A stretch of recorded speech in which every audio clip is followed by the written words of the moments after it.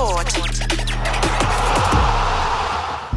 We begin this broadcast by acknowledging the traditional custodians of the land on which this match will be played today and pay our respects to their elders past, present and emerging. We extend that respect to Aboriginal and Torres Strait Islander peoples listening. It's all on the line. Here we go. And the moment of truth has arrived. What a match-up this is. What a game. The umpire holds the footy up. I wouldn't want to be anywhere else on earth. On ABC Sport, this is the AFL. Oh, there's a bit to get excited about. The intensity and the pressure in the ball is unbelievable. Take your moment. This is that moment of the game of footy. This is just football at its best. And that'll be it. From walking on thin ice to dancing on the mountaintop, the Brisbane Lions never stopped believing. And they are the champions. Sit back, relax, witness the greatest. Don't get better than this. He curled the through for a magnificent goal. Comes out, gathers, snaps, goal. An extra bit of class. He smashed that through. What a kick. Goes bang with everything he's got. They are leaving nothing out there. Listen to the roar. The drop punt. He's gone. And the building is jumping. We know he's a big shot taker. He's a big shot maker. Leans back on the kick. Game on. Like camera action, baby. Countdown to contact. From the right forward on it. Oh, he's a sharpshooter, all right. Step up in the big moment. Close to the man on the mark. Drop punt. He's there. Gathers. Snaps. He'll bring the house down. Sit back, relax, witness the greatest. Don't get better than this. He'll put it on the boot. Kick up towards the logo. You take a seat, cause it don't get better than He this. defies the laws of gravity. He runs onto it 50 from goal. He's in Dusty's pocket. He shoots. Oh, he's as bloody good as Dusty. Oh, yeah. Rose snaps goal. The drop punt. It's good. And you can hear that body roar.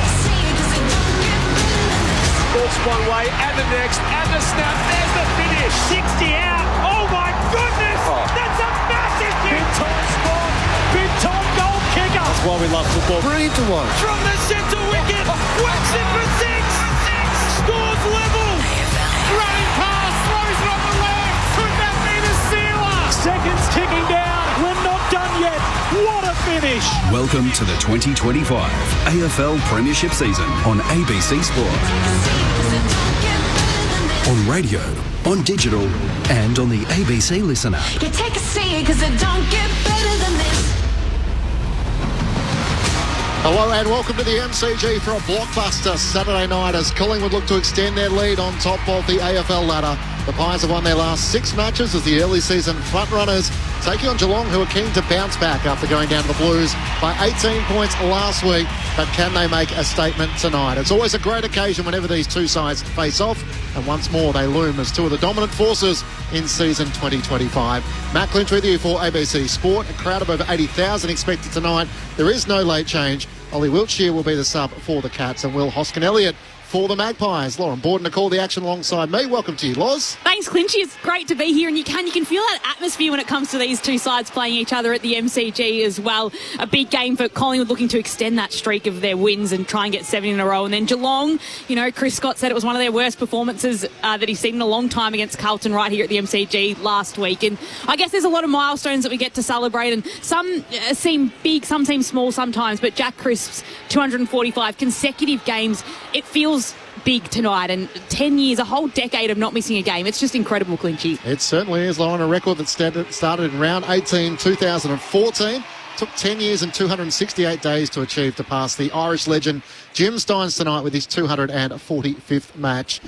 Both sides are missing some key personnel. Darcy Moore makes his return for the Magpies. They also get back Lockie Schultz and Mason Cox, while Dan McStay misses for a significant amount of time, and Jeremy Howe has been managed. Mitch Duncan will play his first game for the season for the Cats, and there's no Tom Stewart or Brian Myers tonight. As the crowd continues to roll into the MCG, two-time All-Australian Chad Wingard is with you once more. Welcome, Chad. Yes, how are we going, crew? Excited to be here. Hopefully you're going to get a close contest, and I think Geelong are hoping to bounce back after their performance last week. But, really looking forward to it. Hopefully a hot, contested game. And what a great night to have the coaching icon, Mick Moldhouse. No one has coached more AFL games than him. He joins you on a Saturday night. Mick, thanks for joining us. It's a pleasure, Clinchy, and to all our listeners. I'm going to be intrigued by this game for a number of reasons. The best player in the competition is out there. I'll just read off a couple of his stats.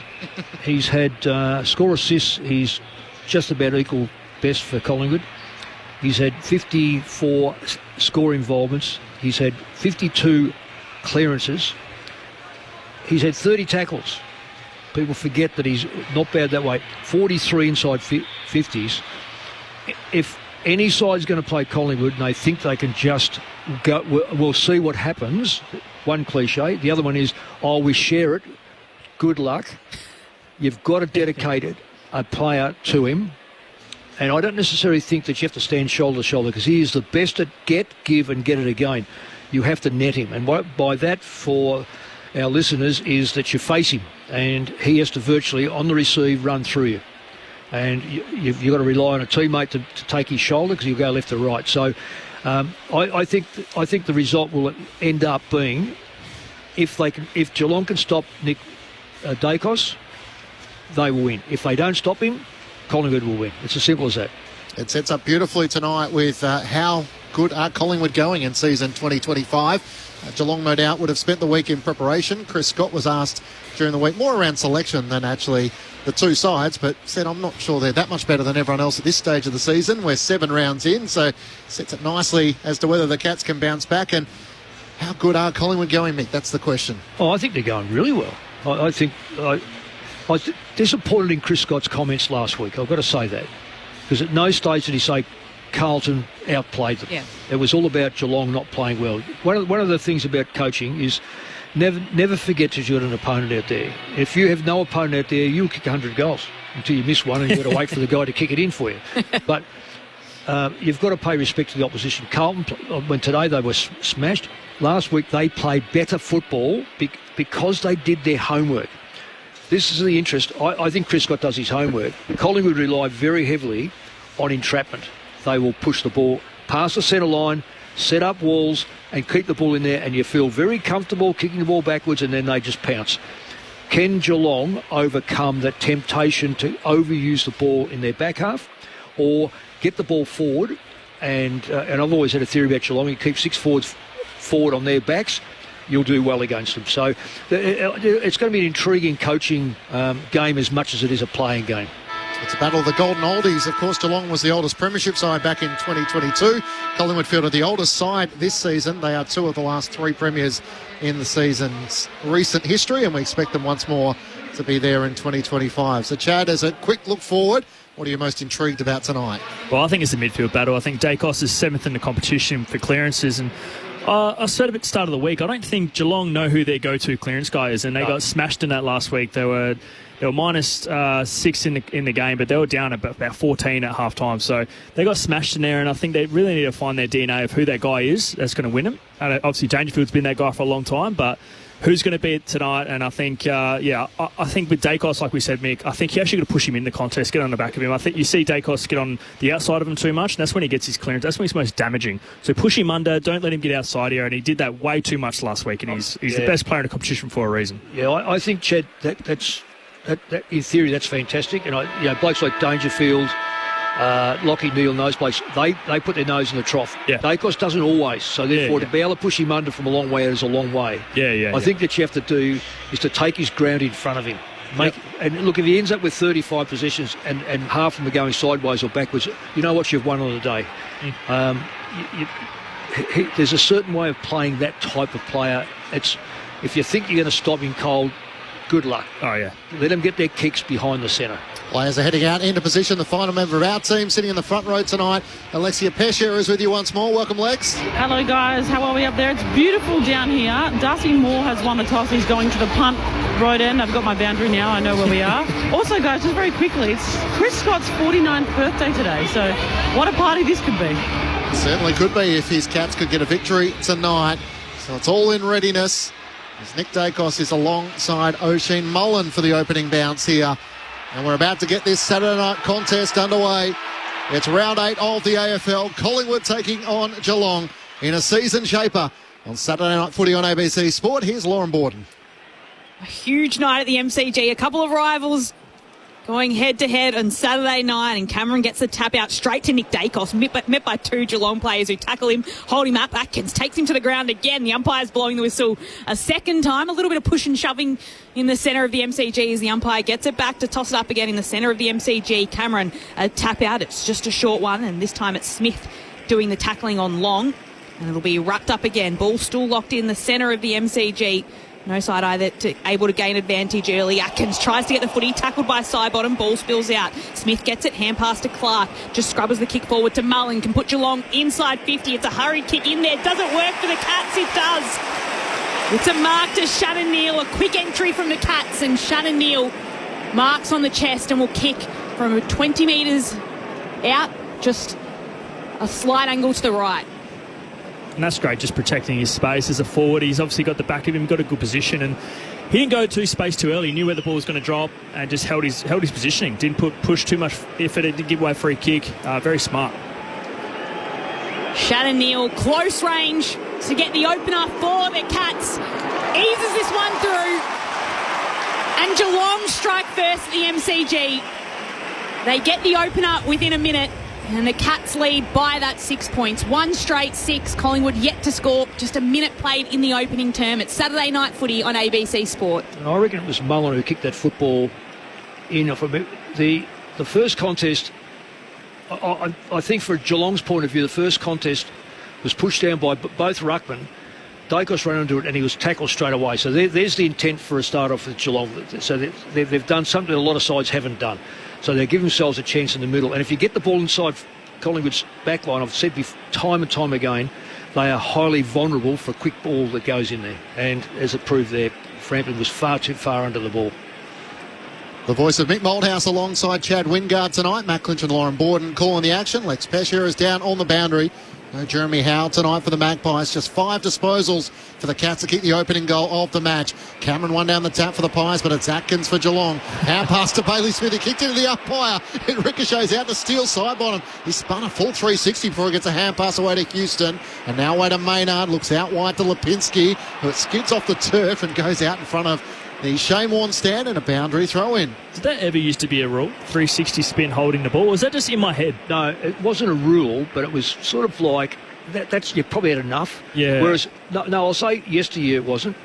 It appears now that's too much, and I'm surprised that wasn't given. Yeah. Umpire Brett Roseberry, who copped the Sharon right into the forehead, didn't do the Peter Carey and take the mark, as it's gathered by Long for Collingwood from the stoppage, kicks up towards half forward. Mychek can't gather, Holmes can for the Cats. His hand pass off balance, back towards Membry, who lays a big tackle on Humphreys and throws him to the turf. And the umpire will board up at right half forward for the Magpies. Geelong with the opening goal through Shannon Neal. They're 1 straight 6 to Collingwood yet to score through 3 minutes. Great tackle there from Membry to lock things up as the ball is tossed up. Blitzarves tries to get control of it, falls on top of the footy, spills out the back. Sidebottom peddling it forward. He can't gain control. Now Smith will have a go at it for the Cats. It just dribbles its way inside forward 50 for Geelong, for the Magpies rather, and then it comes back out and it's close with the footy. He tries to kick down the southern wing. Quaynard gets there first for the Magpies, and he's happy to see it over and out of bounds for a throw in centre wing, southern side of the MCG. Well spoilt there by Stanley. That was a mark coming back into the forward line of Collingwood. So the Cats are showing intent. I'm not saying Collingwood aren't, but Collingwood come in as favourites in my book. Cats with the only goal of the quarter so far, a quick one by Neal, and they lead by that 6 points as the ball's tossed in. It's tracked by Hill. He can hand pass it to Lipinski, who tries to get a kick inside 50 for the Pies, and it does just get there, but it will be an intercept mark to De Koning of the Cats, and he holds on to it 45 metres out from defensive goal for Geelong. Sam De Koning had the job on Charlie Curnow last week, kept him goalless, kicks up towards Patrick Dangerfield, brought down in front against he and Maynard, and Lipinski works back for Collingwood, offers support, turns and comes inboard, finds Sidebottom between wing and half forward on the outer side. Membry offers a lead, he spots him up, he's at right half forward, still 55 metres out from goal.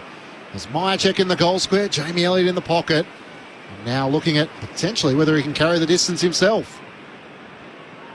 Taking a long time, as now he is eventually called to play on, so just puts it towards the hot spot where Elliott might try and fly. Mychek backing back. O'Sullivan makes the spoil for Geelong. Holmes runs onto it. Hand pass doesn't clear the congestion. McCreary's in there. He runs into Max Holmes. He locks it up 35 metres out from Collingwood's goal. Geelong by 6 points. Saturday night footy on ABC Sport. Stanley and Cameron in the ruck in the forward 50 for the Magpies. It comes out. It'll be taken by O'Connor. He's swung around in a tackle and brought to ground. Ooh. The umpire blows the whistles and says that'll be mine. Well, it should not be mine. It should be a Collingwood free kick. Yeah. He had ample time to get rid of that. That's the free kick. So ball tossed up. McCreery trying to gather it. He can't take it. Holmes chasing after it, paddling it towards the boundary line. And he gets the safety of the line, but it will be a throw in deep inside attacking 50 for the Pies. Yeah, you need consistency now. We'll just have to watch this for the rest of the evening because reality, it's one of those grey area, but that one there was quite distinctive. You had to give it. O'Shea Mullen's gone to Nick Dacos, still side bottoms alongside Bailey Smith. A free kick in the ruck battle going against Reece Stanley. And Darcy Cameron will have it in the left forward pocket. He'll kick slightly left of centre from about 35 metres out. Mr. Reliable, one of the best ruckmen in the competition. It's amazing how he actually got there to Collingwood, where he come from. And Stanley is one of those ruckmen that tries but constantly being beaten. It's a free kick there, Chad. I don't think there's much watching a replay, but like I said, maybe the footy gods, they should have got one before, so maybe they felt a bit bad, but that's the way of the game sometimes. It goes your way, sometimes it doesn't. Darcy Cameron looking for Collingwood's first of the night. He comes in from the left forward pocket and hits the post. 3/4 of the way up into the left goal post. And the Pies have their first scorer behind. Geelong are 1 straight 6. Saturday night footy on ABC Sport. Meanwhile in Perth, the opening goal of the match going the way of the Demons through Christian Petrarca. They're 1 straight 6 to the Eagles, 1 behind. Max Holmes brings it back in by chipping it to Bailey Smith, who had to work a little bit to take it in the left back pocket. Will go long down the Shane Warne wing to a pack forming. Neil, 2 hands, spills out the back. It'll work for Geelong here as Dempsey takes it, hand passes it to Stengel, who just steadies himself, then chips forward. Dangerfield crashing in, takes the mark. Had to run in front of Frampton and held onto it on his chest, and he'll kick Geelong inside 50, a flat kick. And that's not one of Dangerfield's best. It's easily picked off by Scott Pendlebury, who started on the bench tonight, now on the field and marks defensively for the Pies. Trailing Geelong by 6 points early in this first term. Pendlebury goes short to Houston, Mick. I just say about Scotty, he just knows where the ball's going to go. He's had plenty of practice over 20 years, but he just knows the player, he knows the depth of the kick, and he also knows where to stand. Game 411 for Scott Pendlebury tonight. Houston's kick is a turnover. Sam de Koning takes the mark, kicks up towards half forward. Great mark from Shannon Neal in the pack. Swings onto his right. Cameron's in the goal square, puts it out in front of he and Quainer. Quainer defended it well and in the end rushes it through for a minor score. Geelong 1-1-7 to Collingwood 1 behind. Saturday night footy on ABC Sport. Here's Lauren Borden. So Josh Dacos just eases the footy out to Scott Pendlebury by foot. He flares it out to the back pocket to Maynard, who chips it to Quainer, and he tries to move the ball quickly or quicker and gets it to Schultz, and Schultz will mark centre wing back into the side after a hamstring injury. Hand pass across to Crisp. 245th consecutive game. Breaks Jim Stein's record, who kicks it across to Membry. He'll work the ball inside, forward 50 for the Magpies. No mark can be taken there by Elliott on the turf. He tries to dig it out. De Koning's left there on the ground as well, and in the end it goes out of bounds for a throw. No, it'll be a free kick to De Koning.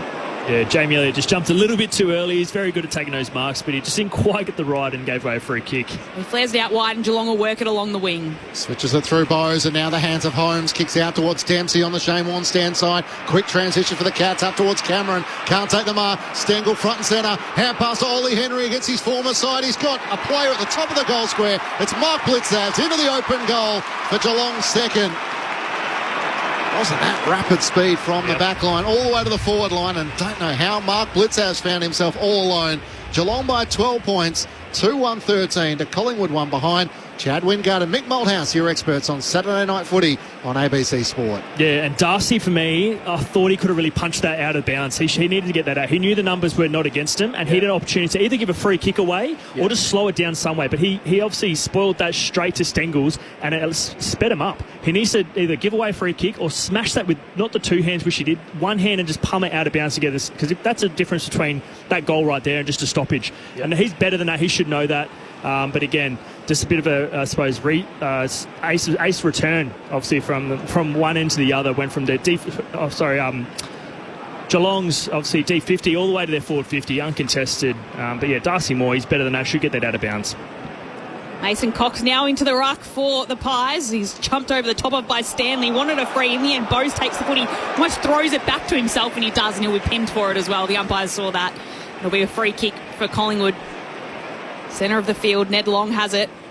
They're doing well, Geelong, to stop players playing on behind the line where they break past the man on the mark. So it just stops that little bit of momentum that Collingwood can have. That's 50 metres by the going. Ned Long kicked it to Maynard, who turned it over, and Duncan took the mark. He'll move it across to Stengel by foot, who hand passed it to Bailey Smith. He might go all the way here. He will get it, Bailey Smith. 3 in a row for the Cats, and a beautiful long-range shot from Smith. And it means that Geelong have now kicked the first 3 goals of the match. Collingwood with just 1 behind. The Cats 3-1-19. Collingwood just the 1 behind. Their lead 18 points, the Cats, after 10 minutes in the opening term. It's the speed of Geelong off the half-back line through the middle of the ground. Collingwood always play very aggressive backline play, so they'll always be 10, 15, they can be 10, 15 metres in front of their direct opponent when the ball's in their forward line. When it goes to about the half-forward line, they halve that. They're about 6 or 7 metres in front. If you turn the ball over quickly, which Geelong have now done, Smith is on the back of it. He had a choice of a player that was 20 metres in front of him or slightly one-on-one near the goal square. He backed himself. He kicked a goal. Well done. Could have had... he may not have, but the speed is killing Collingwood at the moment. He burnt the captain, Patrick Dangerfield. They're both sitting alongside each other on the bench. O'Shea Mullen gets the clearance alongside Nick Dacos tonight to Neil. Kicks inside 50. Cameron comes out, spoils the ball down to the front. Stengel swooping, 50 out from home. Gets the hand pass away to Myers. He's tackled and brought down by 2 Magpies, Imperiman and Schultz. And Max Holmes slowly gets to his feet. 55 metres out from the Geelong goal as Neil wins down the tap. Nick Dacos gathers for Collingwood. Hand pass to Mason Cox. He hacks a kick into the middle of the ground. Membry came out to meet it, couldn't gather it. Running onto it, Schultz though, trying to gather the footy. Bumped off it by O'Connor. Mitch Duncan gets back, wins it for Geelong. Hand pass away to Koning, kicks out to the wing. Clark can't take the mark. Perryman wins the battle for Collingwood. Hand pass to side bottom off balance. He kicks out on the full. Trying to jam it around the corner off balance, and in the end, cleared the boundary line, and a free kick for the Cats on half-back. Geelong have shot out of the cannon. They lead by 18 points. 12 minutes gone, opening term on ABC Sport. I don't think Collingwood are playing poorly. Just that Geelong are playing at a super rate, speed-wise. Just heat on the ball. Zach Guthrie brings it in for the Cats. He kicked it towards Jeremy Cameron, who rose in the pack but couldn't bring it down with him. It allows Nick Dacos to run onto the footy for his second possession of the quarter. Hand pass to his brother Josh, straight inside 50. Elliott leading, takes it on the chest. And that's Collingwood at their best. As soon as they go corridor off a contest, they got the numbers, they use the ball, then they lower their eyes. I think that's what they're best at, getting marks inside forward 50. And, I mean, that just looked like training, didn't it? Is that Guthrie on him? Mark there? Who's that on the mark? De Koning's on the mark for Koning. Jamie Elliott. Well, De Koning just ambled behind him. When a player like Elliott's on the lead, you have got to be up on his shoulder. That was a horrible play by De Koning. Such a lively player, Jamie Elliott. He kicks towards goal. Will it make the distance? It does, but it's just offline. So another behind for Collingwood. They're 2 behinds. Geelong 3-1-19. 17 points the Cats lead. Saturday night footy on ABC Sport. Yeah, he just got underneath that, didn't he? Yeah, Jamie Elliott. Yeah, normally he gets those easy, that meterage. Oh, that's right. But mind you, he's starting to drop a metre or 2 with age. Nick Malthouse and Chad Wingard with you on ABC Sport. In Perth, the Eagles with their opening goal. They lead the Demons by a point. The kick out towards the wing. Ollie Dempsey rises in the pack, has Blitzavs for support, trying to get the hand pass to him. Chopped off by Perryman for Collingwood. He kicks around the boundary line end over end. Guthrie gathers but runs out of room. I think he was quite happy to see it over the boundary line with Bobby Hill lurking on him. Yeah, Mick, I think you're calling it right. I think the Geelong are getting offside of Collingwood a lot. Yep. Like, you see, if they're clean enough, they're going to get at the back of him. Like, they've got a spare it there. Collingwood are not getting organised early enough on defence, and it's very easy to see it at the moment. Maybe, hopefully, it's just not the mentality switch, but, yeah, they're a bit lackadaisical in there, just D50. They are. Blitzhouse and Cox. Blitzhouse wins down the tap. Bobby Hill goes racing after it. He can't gather with O'Shea Mullins chasing in tail. Geelong going at 79% kicking efficiency early. The Magpies at just 50%. A couple of goals resulted from Collingwood turnovers. The Cats by 17 points. 14 minutes gone. Opening term on ABC Sport. And I just noticed one thing there too. They're not letting Josh Dacos be the receiving backline player.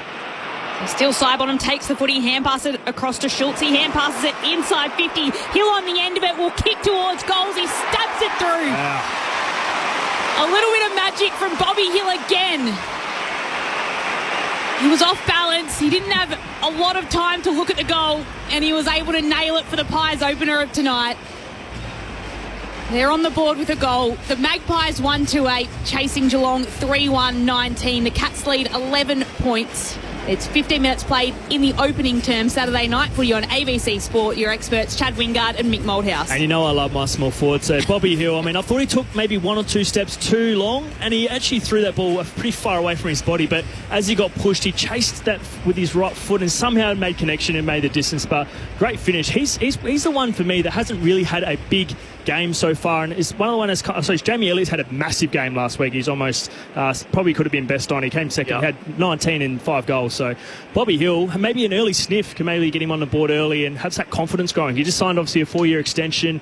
Great young player, Norm Smith medalist. Having a little bit of a slow start, but he's one of my favourites to watch. Very exciting player. Well, he's getting a lot of space at the moment. That's 2 or 3 times I've seen his opponent 10 metres away from him, just hoping that he doesn't get it. Mick Moldhouse and Chad Wingard with you on ABC Sport. The Cats get the clearance through Bailey Smith. His hand pass to Atkins, though. Little chip forward is chopped off by Josh Dacos. Quick 1-2 with Lipinski. He runs to the members' wing. Kicks up towards Myercheck and Membry. Myercheck in from the side. Can't complete the mark. Atkins' hand pass. Away to Bose. Fires it out towards Guthrie. He gathers it cleanly on the bounce and takes a bounce himself as he runs the members' wing. Hand pass to Bailey Smith. Back to Guthrie. Chopped off the hand pass by Mason Cox. He read that superbly. Got it to DeGoey. Hand pass to Lipinski, to Pendlebury. Here go the Pies, through long. Hand pass away to Perryman. Kicks into the middle of the ground and finds Schultz. Looks up, has Membry in the pocket, and he gets it to him. O'Connor got there late, crashing into the middle of his back. And Tim Membry thinks it could have been 50. The umpire says, no, take your shot. Out to the right, 40 metres out from home. Well, Clinchy, this is what I'm noticing about the Geelong backline. When that ball starts to move through the middle, they are one player short in their backline. So it was Bobby Hill the first time. It's Membry this time. I've seen Elliott another time. They're getting really sucked into play and hoping that they can control the ball. It's just not happening. Yeah, and it's because they're playing skinny, isn't it? They're playing the guy behind the ball thinking they're going to come straight back down the line. Exactly. Change an angle. Gone. Of course, no Tom Stewart tonight for the Cats. Without Dan McStay, Tim Membry looking to step up. He comes in from just inside 50 and he hits the post. The other post this time. They're smacking both of them. Right goal post. You're all onto it, Chad. Geelong lead by 10 points. The Cats 3-1-19 to Collingwood 1-3-9. Saturday night footy on ABC Sport. I mean, they've had 3 opportunities go by with their 3 shots, and I mean, Geelong have started hot, but Collingwood haven't finished. I mean, they look like they're all over them, and they're just not finishing. Set shots, easy shots. And the Cats from defence will work it along the broadcast wing in front of the benches. It's Smith with the footy. He kicks to a pack at centre, right half forward rather, for the Cats. And in the end, it's Clark barging his way through. Hand pass across to Stengel from outside 50. He'll send the ball to the top of the goal square. Dempsey rises high and takes the mark at the very top of the goal square. And Ollie Dempsey in his pink boots. Yeah, you set those things. There's schoolboy stuff, would you? Sit there. But full credit to Steele Sidebottom. He knew that he was going to be the ladder, so he pushed it back as hard as he could. So Dempsey really had to leap right over the top of him for that. Courage by Sidebottom. The young against the old. Dempsey wins this small battle and he puts through the goal as well. The first for Ollie Dempsey tonight. And it's the 4th for Geelong in this quarter. The Cats 4-1-25. The Pies 1-3-9. Nearly 20 minutes played in this opening term. Saturday night footy on ABC Sport. Yeah, well, it's a high-quality game. I did the game on last night. And of course, we watched Thursday night. So watching, I've seen the discrepancy between top and bottom. I said it's probably about 10 to 15 goals. Top to middle is probably about 10 goals, and top to about 5th is about 1 or 2 goals. And these top teams are both locked in that top 4, no question. It's quality all over. There's goals that have been easy to get because of the use of the football, not necessarily because of bad defence, although Geelong were a little bit lazy on a couple of times. Mick Moldhouse with you on ABC Sport. Back in the middle. Cameron wins down the tap for Collingwood. Got it to Pendlebury. Kicks up towards half forward. Bobby Hill swinging the hips. Kicks to Mason Cox on the lead. And the American marks of the arms outstretched. He's a hard force to stop. He's directly in front. 40 metres out from goal. Now the path to try and finish the deed. Humphries is the problem at the moment with Geelong defence. He's trailing in and he's not manning up. I don't know who he's going to pick up, but he's really has to do something different with the way he's playing, because he's giving his opponent, like Hill in this case, far too much room. Just his third game of the season. Mason Cox trying to have an impact. He comes in, fires on goal. It's gun barrel straight. And Collingwood finally had their second through their big American. They close the gap back to 10 points. Geelong 4-1-25 to Collingwood 2-3-15. And as we said, like Collingwood at the start of the game, the clearance battle is probably one of their strengths, and they're 9-3 for clearances at the moment. So they're up by 6 this early in the ball game. And like I said, I think Collingwood could be further up and up at this stage, but they just haven't kicked straight. So it's good to see Mason Cox obviously finish off all that hard work. And the moment I thought Mason Cox is going to be in this game is he actually pressed a defensive act, which was from a big guy, a guy that's 210 centimetres. He actually pressed and caused a turnover in the middle of the ground. And I thought maybe he's on tonight. He looks like he wants this. And I mean, you just see you get reward for effort, and he'd obviously get a set shot, and you think about the goal, but I think that he's on from that moment, that defensive act, and I thought he's really switched on, because it was a moment of reaction that it took, and that takes being willing and in the game. Yep. And the other thing is too, it's the fear of going back to the seconds can be a motivator too, Chad. That is true. He kicked a couple of goals in the VFL, I guess Collingwood Essendon kind of Anzac Day VFL match, and now finds his way back in the side. So restart in the middle. Nick Dacos, long hand pass across to Pendlebury, centre of the MCG. He'll flare the kick out wide to the Shane Warne stand side. And Crisp will mark, long kick inside 50. It'll be a deep entry, but it's an intercept mark from O'Connor. And the Cats will emerge with the footy. He kicks back to Holmes, and he'll flare it along to the broadcast side wing. Side bottom got himself involved, could punch it away, did enough to affect the kick. It's a kick out of bounds on the full from Mitch Duncan. He tried to be a little sweet with the kick close to the boundary line. Came off the side of his boot. He was, half a metre in from the boundary, and he's kicked it out on the full with a little dinky kick. So a free kick going the way of the Pies. It's Geelong leading by 10 points. Saturday night footy on ABC Sport.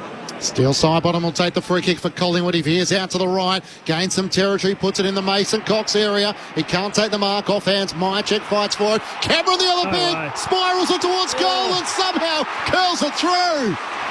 That's a classy finish from Darcy Cameron, who I'm not sure intended to drop it in the way in which it spiraled. But when they go through like that, you celebrate nevertheless. Collingwood all of a sudden with the last 2 goals of the match, and it's a 4-point Geelong lead. 4-1-25 to the Pies 3-3-21. There was Cox, there was Mychek, there were Cameron, all the tall timbers were down there, and that was the most unlikely finish. If you look where his eyes are, he's trying to centre it. It's come off the side. We've got the vision in front of us. Watch his eyes. He's looking across the ground, and it's come off the side of his boot. Nonetheless, it's a goal. I don't know. It could be a new tactic, the old look-away goal. Yeah. It was pretty impressive finish nonetheless. He's an impressive player. Yeah. He really is. He's. You just know what you're going to get with him. It's 100% effort. I think his smile afterwards might have indicated that wasn't quite his intention. Claim it. But hey, it's the 6 points nonetheless. So now Cameron's made his way back into the middle. He'll go chasing after the ball up, can't get the clearance. Dangerfield's in the middle, puts his head over the footy, and Sidebottom comes in to affect his hand pass. It's the Pies that emerge with the footy. Centre half forward, Nick Dacos into the pocket for Collingwood. Again, O'Connor's back there. That's a great mark. Slides in to intercept it for the Cats, and he'll just flare it out to left back pocket where he can find young Lawson Humphries. So Geelong kicked the first 3 goals of the match. The Pies with 3 of the last 4. It's the Cats leading by 4 points. Saturday night footy on ABC Sport. In Perth, it's the Demons who lead the West Coast Eagles by 10 points. Geelong trying to find an avenue out of defence as Duncan gave it away to O'Connor, gave it back to Mitch Duncan. Now out to Lawson Humphries. Kicks out towards O'Sullivan. Takes the mark for the Cats at right half back. Round 2 Rising Star nominee. In 2 minds as he wants to come into the corridor, but Collingwood have closed up that avenue. So Haskell down the line. He was off balance in the end. And you can hear the Bronx cheers as it goes into the crowd. Out of bounds on the full for the first-year Cap. Well, that's uncertainty. He just didn't know where he wanted to kick it, and in the end, half hugged the boundary and half inside. Well, just doesn't go where you want it to go. So Perryman has the free and chips it across to Josh Dacos, still defensive side of the centre of the ground, and he goes towards side bottom. Perfectly weighted kick to Steele, who marks in front of the interchange gates. He'll take his kick just inside the boundary. The Anzac Day medalist last week. 10 years after his first medal, he wins his second one. And what a year he's having so far. Inside 50 goes Steele's kick, and it is perfect because it hits the chest of Myercheck, who stands tall in the pack and earns himself a set shot. Yeah, this is where Stewart and Henry are really being missed. Because Myercheck's a good mark. He's not a great mark, but he cleaned that one up easily. Just trying to see who's on the bench. DeConey's on the bench, and that does not do any good when you've got a key back that should be out there on the bench. So Brody Myercheck, 40 metres out, tougher than 45-degree angle. Puts the Pies in front for the first time tonight. His goal means the Pies go ahead by 2 points, and it is the first time they've had the lead this evening so far in a shootout of the first quarter. It's Collingwood 4-3-27. Geelong 4-1-25, and Collingwood working their way back in front in this match in the second half of the first term. Yeah, they've got small players outside of Stanley got caught in the front of the pack. The rest are only midgets. When I say midgets, they're 6 foot plus. They're not the coning size. I don't get why key backs need to come off the ground. Honestly, if it's about fitness, and I'd rather rotate my mids further through, or my high half forwards, so they have an impact. Key backs, they play generally on a forward that's okay. If he comes outside 50, you might chase him a couple of times, but that's cost them badly. Mick Malthouse with you on ABC Sport. Collingwood lead by 2 points. Stanley soccers off the ground after winning down the tap. Got it to half forward, but it's Josh Dacos for Collingwood. Hand pass to Crisp. He'll get applauded all night. Game 245 consecutively. Worked it up to Elliott. Back to Crisp. Inside 50. DeGoey's the target. Got rid of his opponent O'Connor. But it rolls out towards the boundary line in the left forward pocket. And a throw in for the Magpies. Yeah, and you think about Collingwood and Geelong. It's starting to look a bit scary for Geelong. There's 12 clearances to Collingwood, 3 to Geelong. Yeah, they're starting to get it last week too, didn't it? Exact same thing. It's the thing that I spoke about before the game. It's something I'm really worried about for Geelong. Blitzouts wins down the tap for the Cats. To go, he's on the move. He gathers. Hand pass to Long. Breaks the tackle. Hand pass to Cameron. Hand pass chopped off in the end. Well read by Dempsey. Kicks the ball in the middle of the ground. Stanley and Frampton. It spoils the way off hands. Stanley tries to knock it on, but Collingwood have the numbers. As Maynard gives it away to Houston. Chips it out to Lipinski, who marks on the member side for Collingwood. Lipinski moves the footy right down to Elliott, left half forward, almost goes to hand pass it to Perryman, then decides to kick into the forward pocket. Right decision, and it's a mark to Cameron. Now, I'm going to make an assumption here that the serve's on the ball. Has to be, surely, because I just don't see Is Stanley out there? Stanley's down on the wing, but normally they share the role. And yeah, well, so that's cost him again. Cameron's a player. He's in the top 4 ruckman because he can kick the football, and he just keeps going. And he finds himself in the forward line because he runs and works hard. So Darcy Cameron had a lucky goal a few moments ago. He tries to curl this one towards goals. It's offline. It'll land in the pocket. He's hoping for one of his teammates to come and grab it. Myercheck tries to soccer it, but it will be out of bounds. It'll go through for a point in the end. So it'll be Lawson Humphries to bring it in for Geelong, and it's Collingwood's lead now out to 3 points. 8-14 inside 50s. Before I think it was 5-3 Geelong's favour. So you can just see what Collingwood have really put the screws on. Mick Malthouse with you on ABC Sport. The Pies with 9 of the last 10 inside 50s. As Dangerfield from half back. The Geelong captain into the middle of the ground, and the Collingwood captain intercepts. Darcy Moore having made his return tonight. Short to Maynard on the members wing. Works it over the top by a foot to Lipinski. It's between wing and half forward. Still 2 kicks out from goal for Collingwood. As Pat Lipinski looks into the pocket where Myercheck sets himself. Cameron's there as well. Guthrie tries to juggle the mark. Couldn't hang on to it. Nick Dacos' hand pass is chopped off by Holmes. He gave it up though. Straight to McCreery. Kicks around his body. And it goes out of play in the left forward pocket. Just 20 metres around from the Collingwood goal. It's the Magpies who lead by 3 points. 4-4-28 to Geelong 4-1-25. The Pies are the last 3 goals of the match. And for those that aren't watching TV, listen to us, Collingwood have squeezed the ground right up inside their front 50. They'll keep it there and force Geelong into an error unless Geelong can run with it. McCreery works working his way onto the footy. He might have been held. The umpire says play on, and in the end it's through for a behind. He's working his way into the goal square, McCreary. Not able to get a foot onto it in the end, so Collingwood lead out to 4. Guthrie's kick in was risky, wanted Dempsey floating across to the side. Schultz almost intercepted. The Cats work it to half back to Holmes. Gets the hand pass away to Bowes. This is how they scored their last goal. Quick transition up towards Neal, who makes the mark at left half forward. He's 55 metres out from goal, call to play on. So Darcy Moore comes charging at him, has to blaze away into the pocket, and that's where Perryman takes the intercepting mark, providing good support from Maynard. And taking the mark in front of Ollie Henry. He switches it to the back pocket. Perryman to Maynard. Has it up against the left behind post, deep in defence at the city end. He goes short to Frampton, with Collingwood leading by 4 points. Geelong kicked the first 3 goals of the match in 10 minutes. The Pies answered with 3 goals in 5 minutes to take the lead. Frampton looks out towards Darcy Cameron. To Koning over the back, put his hands on the back and claim the mark. Lex Pesher on the boundary. On there. De Koning loads up, goes inside 50. It's a pack forming. Plenty of players around the footy. Neal tries to tap it out for Geelong.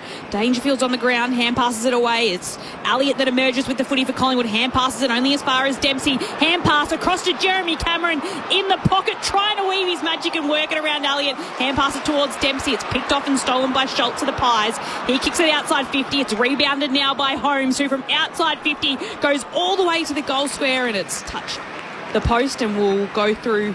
It'll be a throw-in rather, so it's hit the left behind post and it'll be a throw-in deep inside the attacking 50 for Geelong. They're trailing by 4 points late in this first term. Saturday night footy on ABC Sport.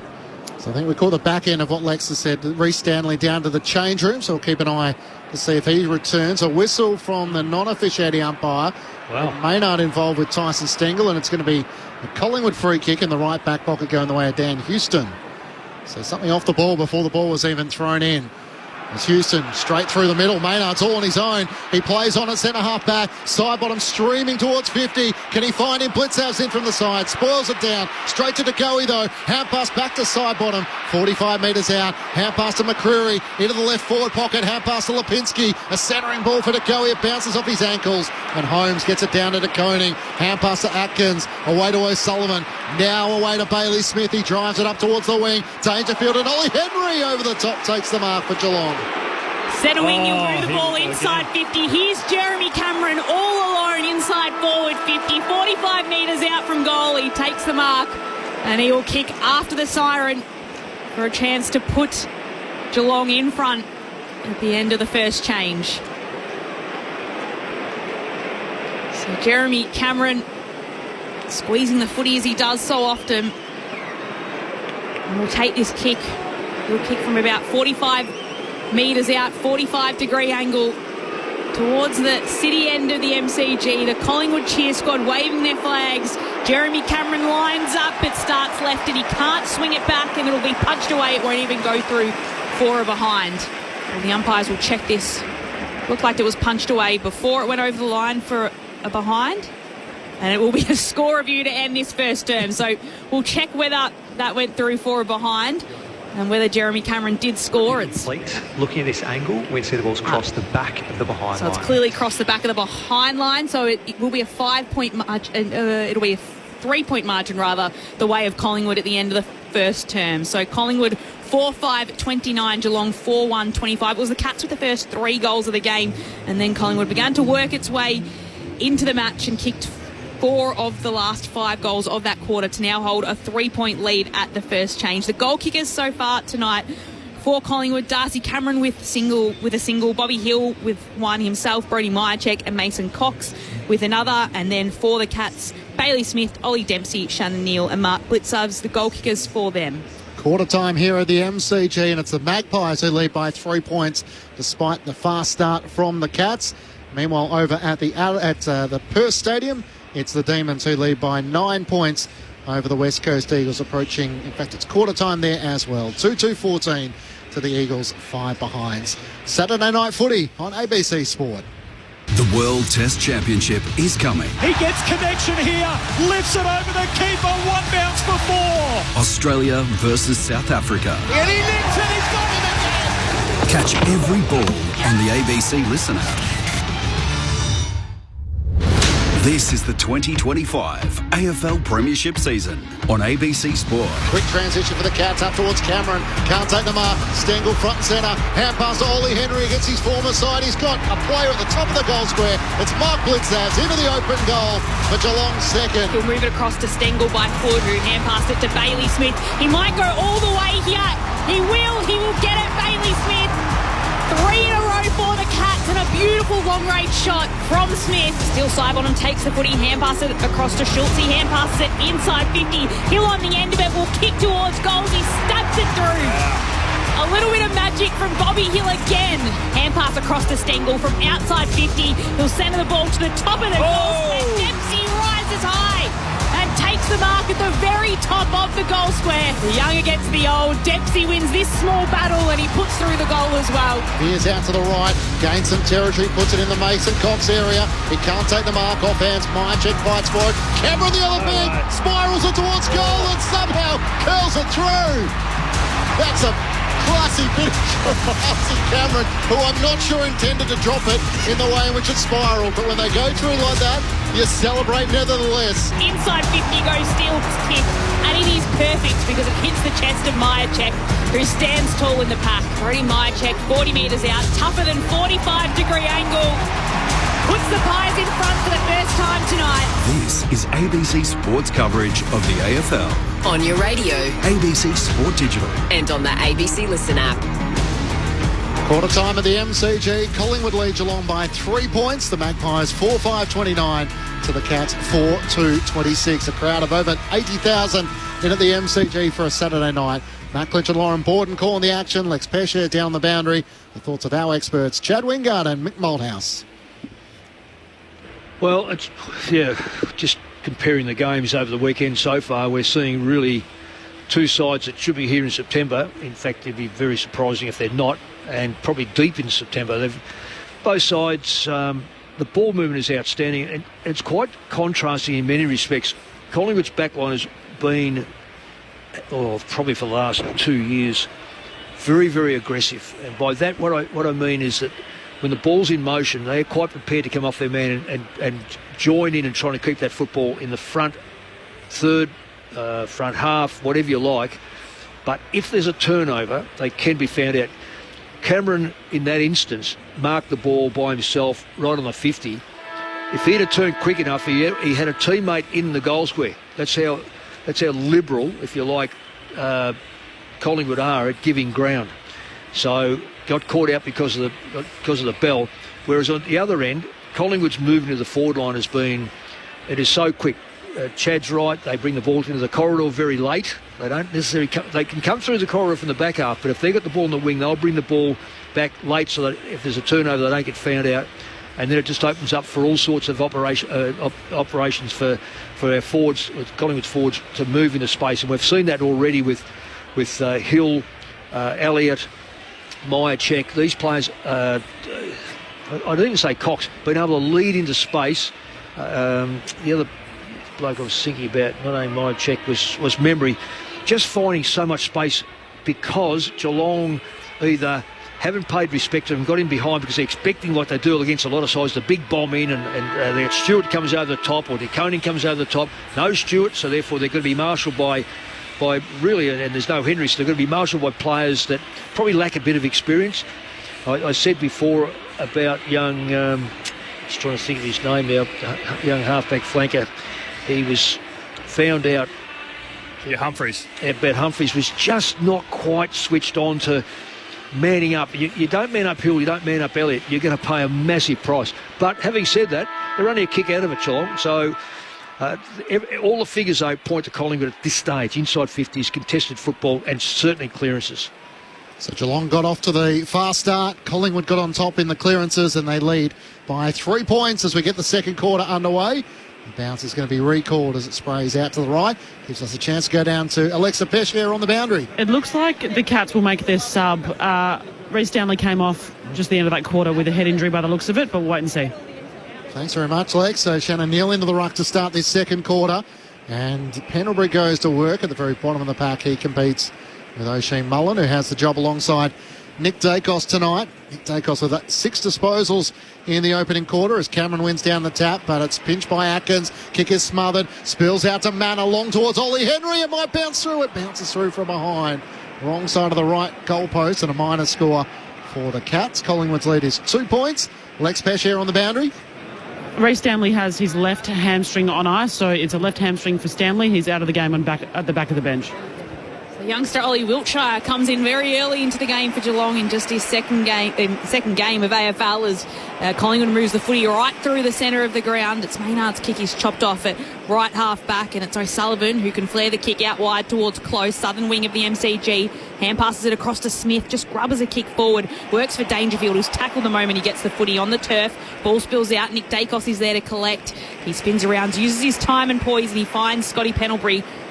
Defensive side of the centre square, urges his teammates to come forward to him, and Lockie Schultz does that. Marks in the centre square, just near the AFL logo, then flares it out wide towards Elliott. He has it at right half forward. It's a flat kick inside 50. He lowered the eyes.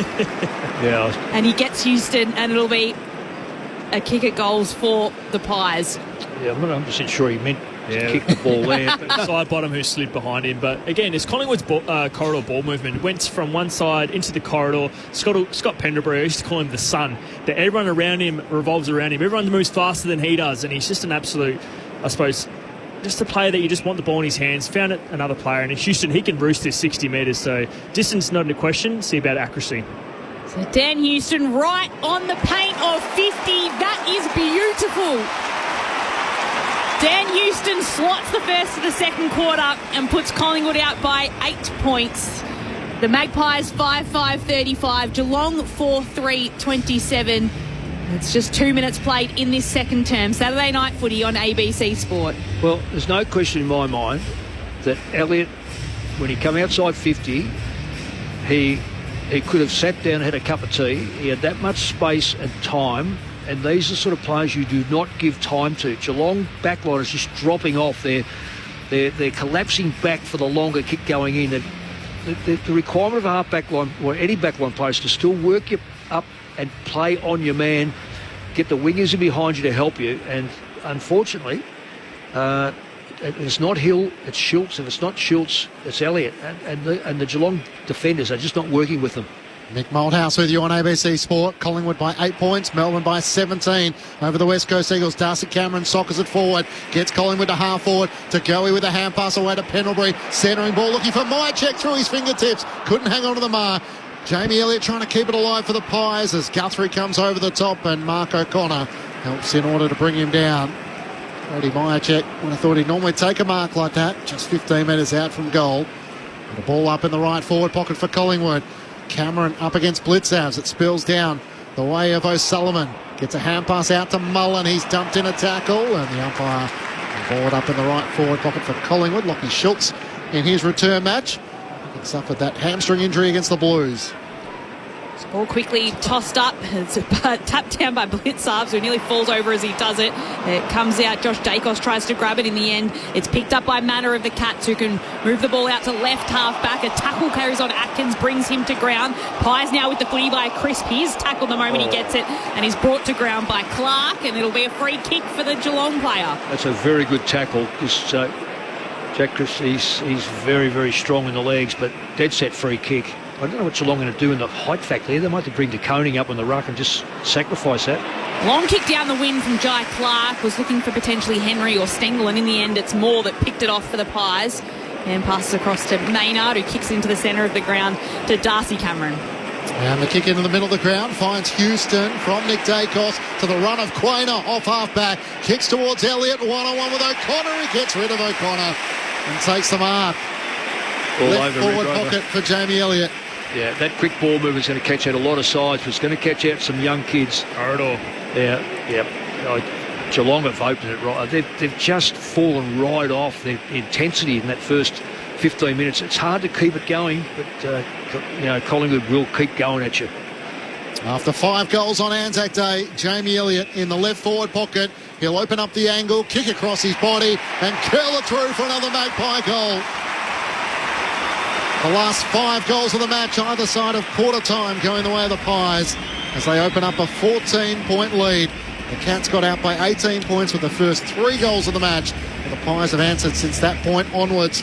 Collingwood 6-5-41. Geelong 4-3-27. Chad Wingard and Mick Malthouse, your experts on ABC Sport. And again, that's why you want the ball in Nick Dacos' hands. I mean, he doesn't miss a kick and he makes it hurt. Against a Houston to Quaynar, and that's just a beautiful kick. And Jamie Elliott, he is a tough unit. He's only about 178 centimetres, but he is one of the best in the air, whether it's using his body or whether it's flying. And a concern for me right now, Geelong, they've won 1 centre clearance. And Patrick Dangerfield has only had 1 attempt in there. Yeah. They need to put him in there. I don't care if he's kicked averaging over nearly 3 goals a game. They need him in the centre clearances because that's where they're getting found out. 8-1 at this point. Shannon Neal now in the ruck for Geelong against Darcy Cameron. Tap comes down towards Scott Pendlebury. Hand passes it away as he's falling. Schultz grabs it. Hand passes it towards Sidebottom, who puts a kick in the right forward pocket. Was looking for Elliott again. It'll be a free kick for a hold going the way of O'Connor of the Cats. He flares it out wide. There's 2 players there, 2 teammates, and in the end it's Mullen that takes it and hand passes to a running Humphreys, puts the kick right down the southern wing of the MCG, and Brad Close will mark just forward of centre wing for the Cats. Goes on a run and will put Geelong right inside 50 into the forward pocket. A packle form, it comes down, and it's Frampton that picks it up, hand passes it to Houston, who hand passes it away to Nick Dacos. In some trouble, Mullen right on the toes of the star Collingwood player, and Nick Dacos gets it back though. He hand passes it away towards Schultz, then Frampton, who rushes it. The Pies under some defensive pressure, but they work it through and just concede a rush behind. The Pies lead cut back to 13 points, 7 minutes played in the second term. It's another player that, just throwing around the magnetic board or the markers on the board, you may have to see if they can get Cameron into the game by maybe moving him into the ruck. It doesn't matter about if you don't get the hit, just cover the ground, because he's not bad at that. Josh Dacos, the half-back, spoiled away by O'Sullivan. The kick in the middle of the ground by Chris. Spoiled down for Geelong. Running on to Blitzhouse. His kick is smothered by Darcy Moore. The Collingwood captain races after it and wins the battle against Close. Hand pass to Lipinski. Gets a hand pass away to Pendlebury. He always has time as he feeds it to Nick Dacos. Goes back to Maynard. His kick is smothered by Close. It spills back into Maynard's lap. He kicks it back up the wing and finds Lipinski. Between wing and half forward on the Shane Warne stand side. Collingwood leading by 13 points. Lipinski pulls his kick, gets it back to Pendlebury. He marks it left half forward. Sander Koning is the loose in defence. I think that might be Mark O'Connor for the Cats as Pendlebury looks for options inside the attacking 50. Sends in the direction of Cameron and Myercheck. Cox is there as well. Spoils down the way of O'Connor. He's tackled by Brody Myercheck. The umpire circles and will ball it up. Left forward pocket for the Pies at the city end. They're leading by 13 points. The other problem is they can't get the ball. Cats 17 to 39 possessions. It's a long way back. Sidebottom picks it off and hand passes it away to Schultz. A hand pass to Nick Dacos, who tries to kill the ball towards goals. Oh, it's stopped on the last line from dribbling through. O'Sullivan got a fingertip on it. And that's just a behind as Nick Dacos tried to curl it through and get it through the goal square. But Collingwood's lead out to 14 points, 8 minutes played in the second term. Saturday night footy on ABC Sport. And it's strange there wasn't a player there. We normally always have a goalkeeper when it's at least pulling off someone. You shouldn't have someone open vacant goal square in a forward 50 stoppage. That would have been Dacosian as O'Connor. He almost works the Cats up towards half-back. Collingwood can't clear and Jeremy Cameron runs onto it. Kicks out towards Dempsey at half forward. He tries to slap it back into play. That was over the boundary line by the time he made contact with his hand. A throw in just inside the attacking 50 for the Cats, with Collingwood leading by 14 points. Yeah, you've got to get Cameron outside. Now he can go inside 50, but he's got to play outside 50 just to give him a target, because they just look so super small now without Stanley. Not Stanley's a great ruckman, but at the moment they're just getting smashed at these stoppages. Reece Stanley subbed out of the match at quarter time with a hamstring injury. So meaning Shannon Neal and Mark Blitzhouse will have to do the ruck for the moment. Spills down to the front of the pack where Long tries to wrestle it clear. Jeremy Cameron comes over the top and the umpire will ball it up. It's now 55 metres out from the Cats' goal at the punt road end. Collingwood by 14 points. Will Hoskin-Ali at the starting sub for Collingwood, still on the bench and available as Manor gets bumped by Maynard as he gets the footy. He's pushed off at Maynard, put two hands in the air, and it's a free kick to Sean Manor outside 50. Hand pass to Jeremy Cameron, who runs along and does this so often. He kicks towards goals. It's offline. It's punched through by the Cats defenders, by the Collingwood defenders rather, for just a behind. See how they spread? Collingwood backline players spread. They've got three along the boundary line. They could use any one of them on the kick out, and this is where they break the defence up so easily and so quickly. Now they'll bring the ball back, or try to bring the ball back through the corridor. We've got numbers everywhere here. Josh Dacos with a kick in, short to the back pocket for Houston, kicks up towards half-back. Quainer can't take them up, but Hill gathers for Collingwood. Hand pass to Quainer, breaks the tackle of Close. Hand pass to Houston, back to Frampton. They switch inside the defensive 50. It opens up for Jack Crisp. Game 245 consecutively for him. He breaks the record tonight. Wide out to Cameron. He comes inboard to Schultz. Back to the running man, Crisp, who works it over the top to McCreary. He's now attacking side of the wing. He drives it inside 50. Elliott trying to get a run at it. Myercheck in front. Yeah. O'Connor might have given away the free kick, trying to shepherd two players. And it is going to result in a Collingwood shot on goal. He just raised his arm at the wrong time, and he took out Jamie Elliott's head. So he's obviously trying to box him out, if you think about basketball, but he just took him out before the contest was even there. And Jamie Elliott was just very smart. He knew if he ran at this ball, he's going to get a free kick. Ooh. Or if not, he's going to take his opponent out, and then his teammate gets a free run at it. So it's very smart. Yeah, absolutely. We're talking about a player who's been around for the Traps for a long time, playing, as you say, only 178, plays aerially, but he's a star. Oh, yeah, superstar. He's kicked multiples on 5 occasions so far in 2025 already. In the right forward pocket, shooting for his second. He's offline. We jinxed him. And just misses to score. So out of bounds on the full, which certainly did. Media jinx. As bad a kick as we've seen all season. I don't know if you've seen the replay of that Braden Maynard bump on Sean Manor. No, I did. I didn't think it was much in it. He put his hands up straight away. He didn't have any momentum. Like, I don't know. Could he have done much? Run into him. Yeah, he could have done anything. Yeah. I thought Manor ran straight into him, almost invited the hit. Yeah.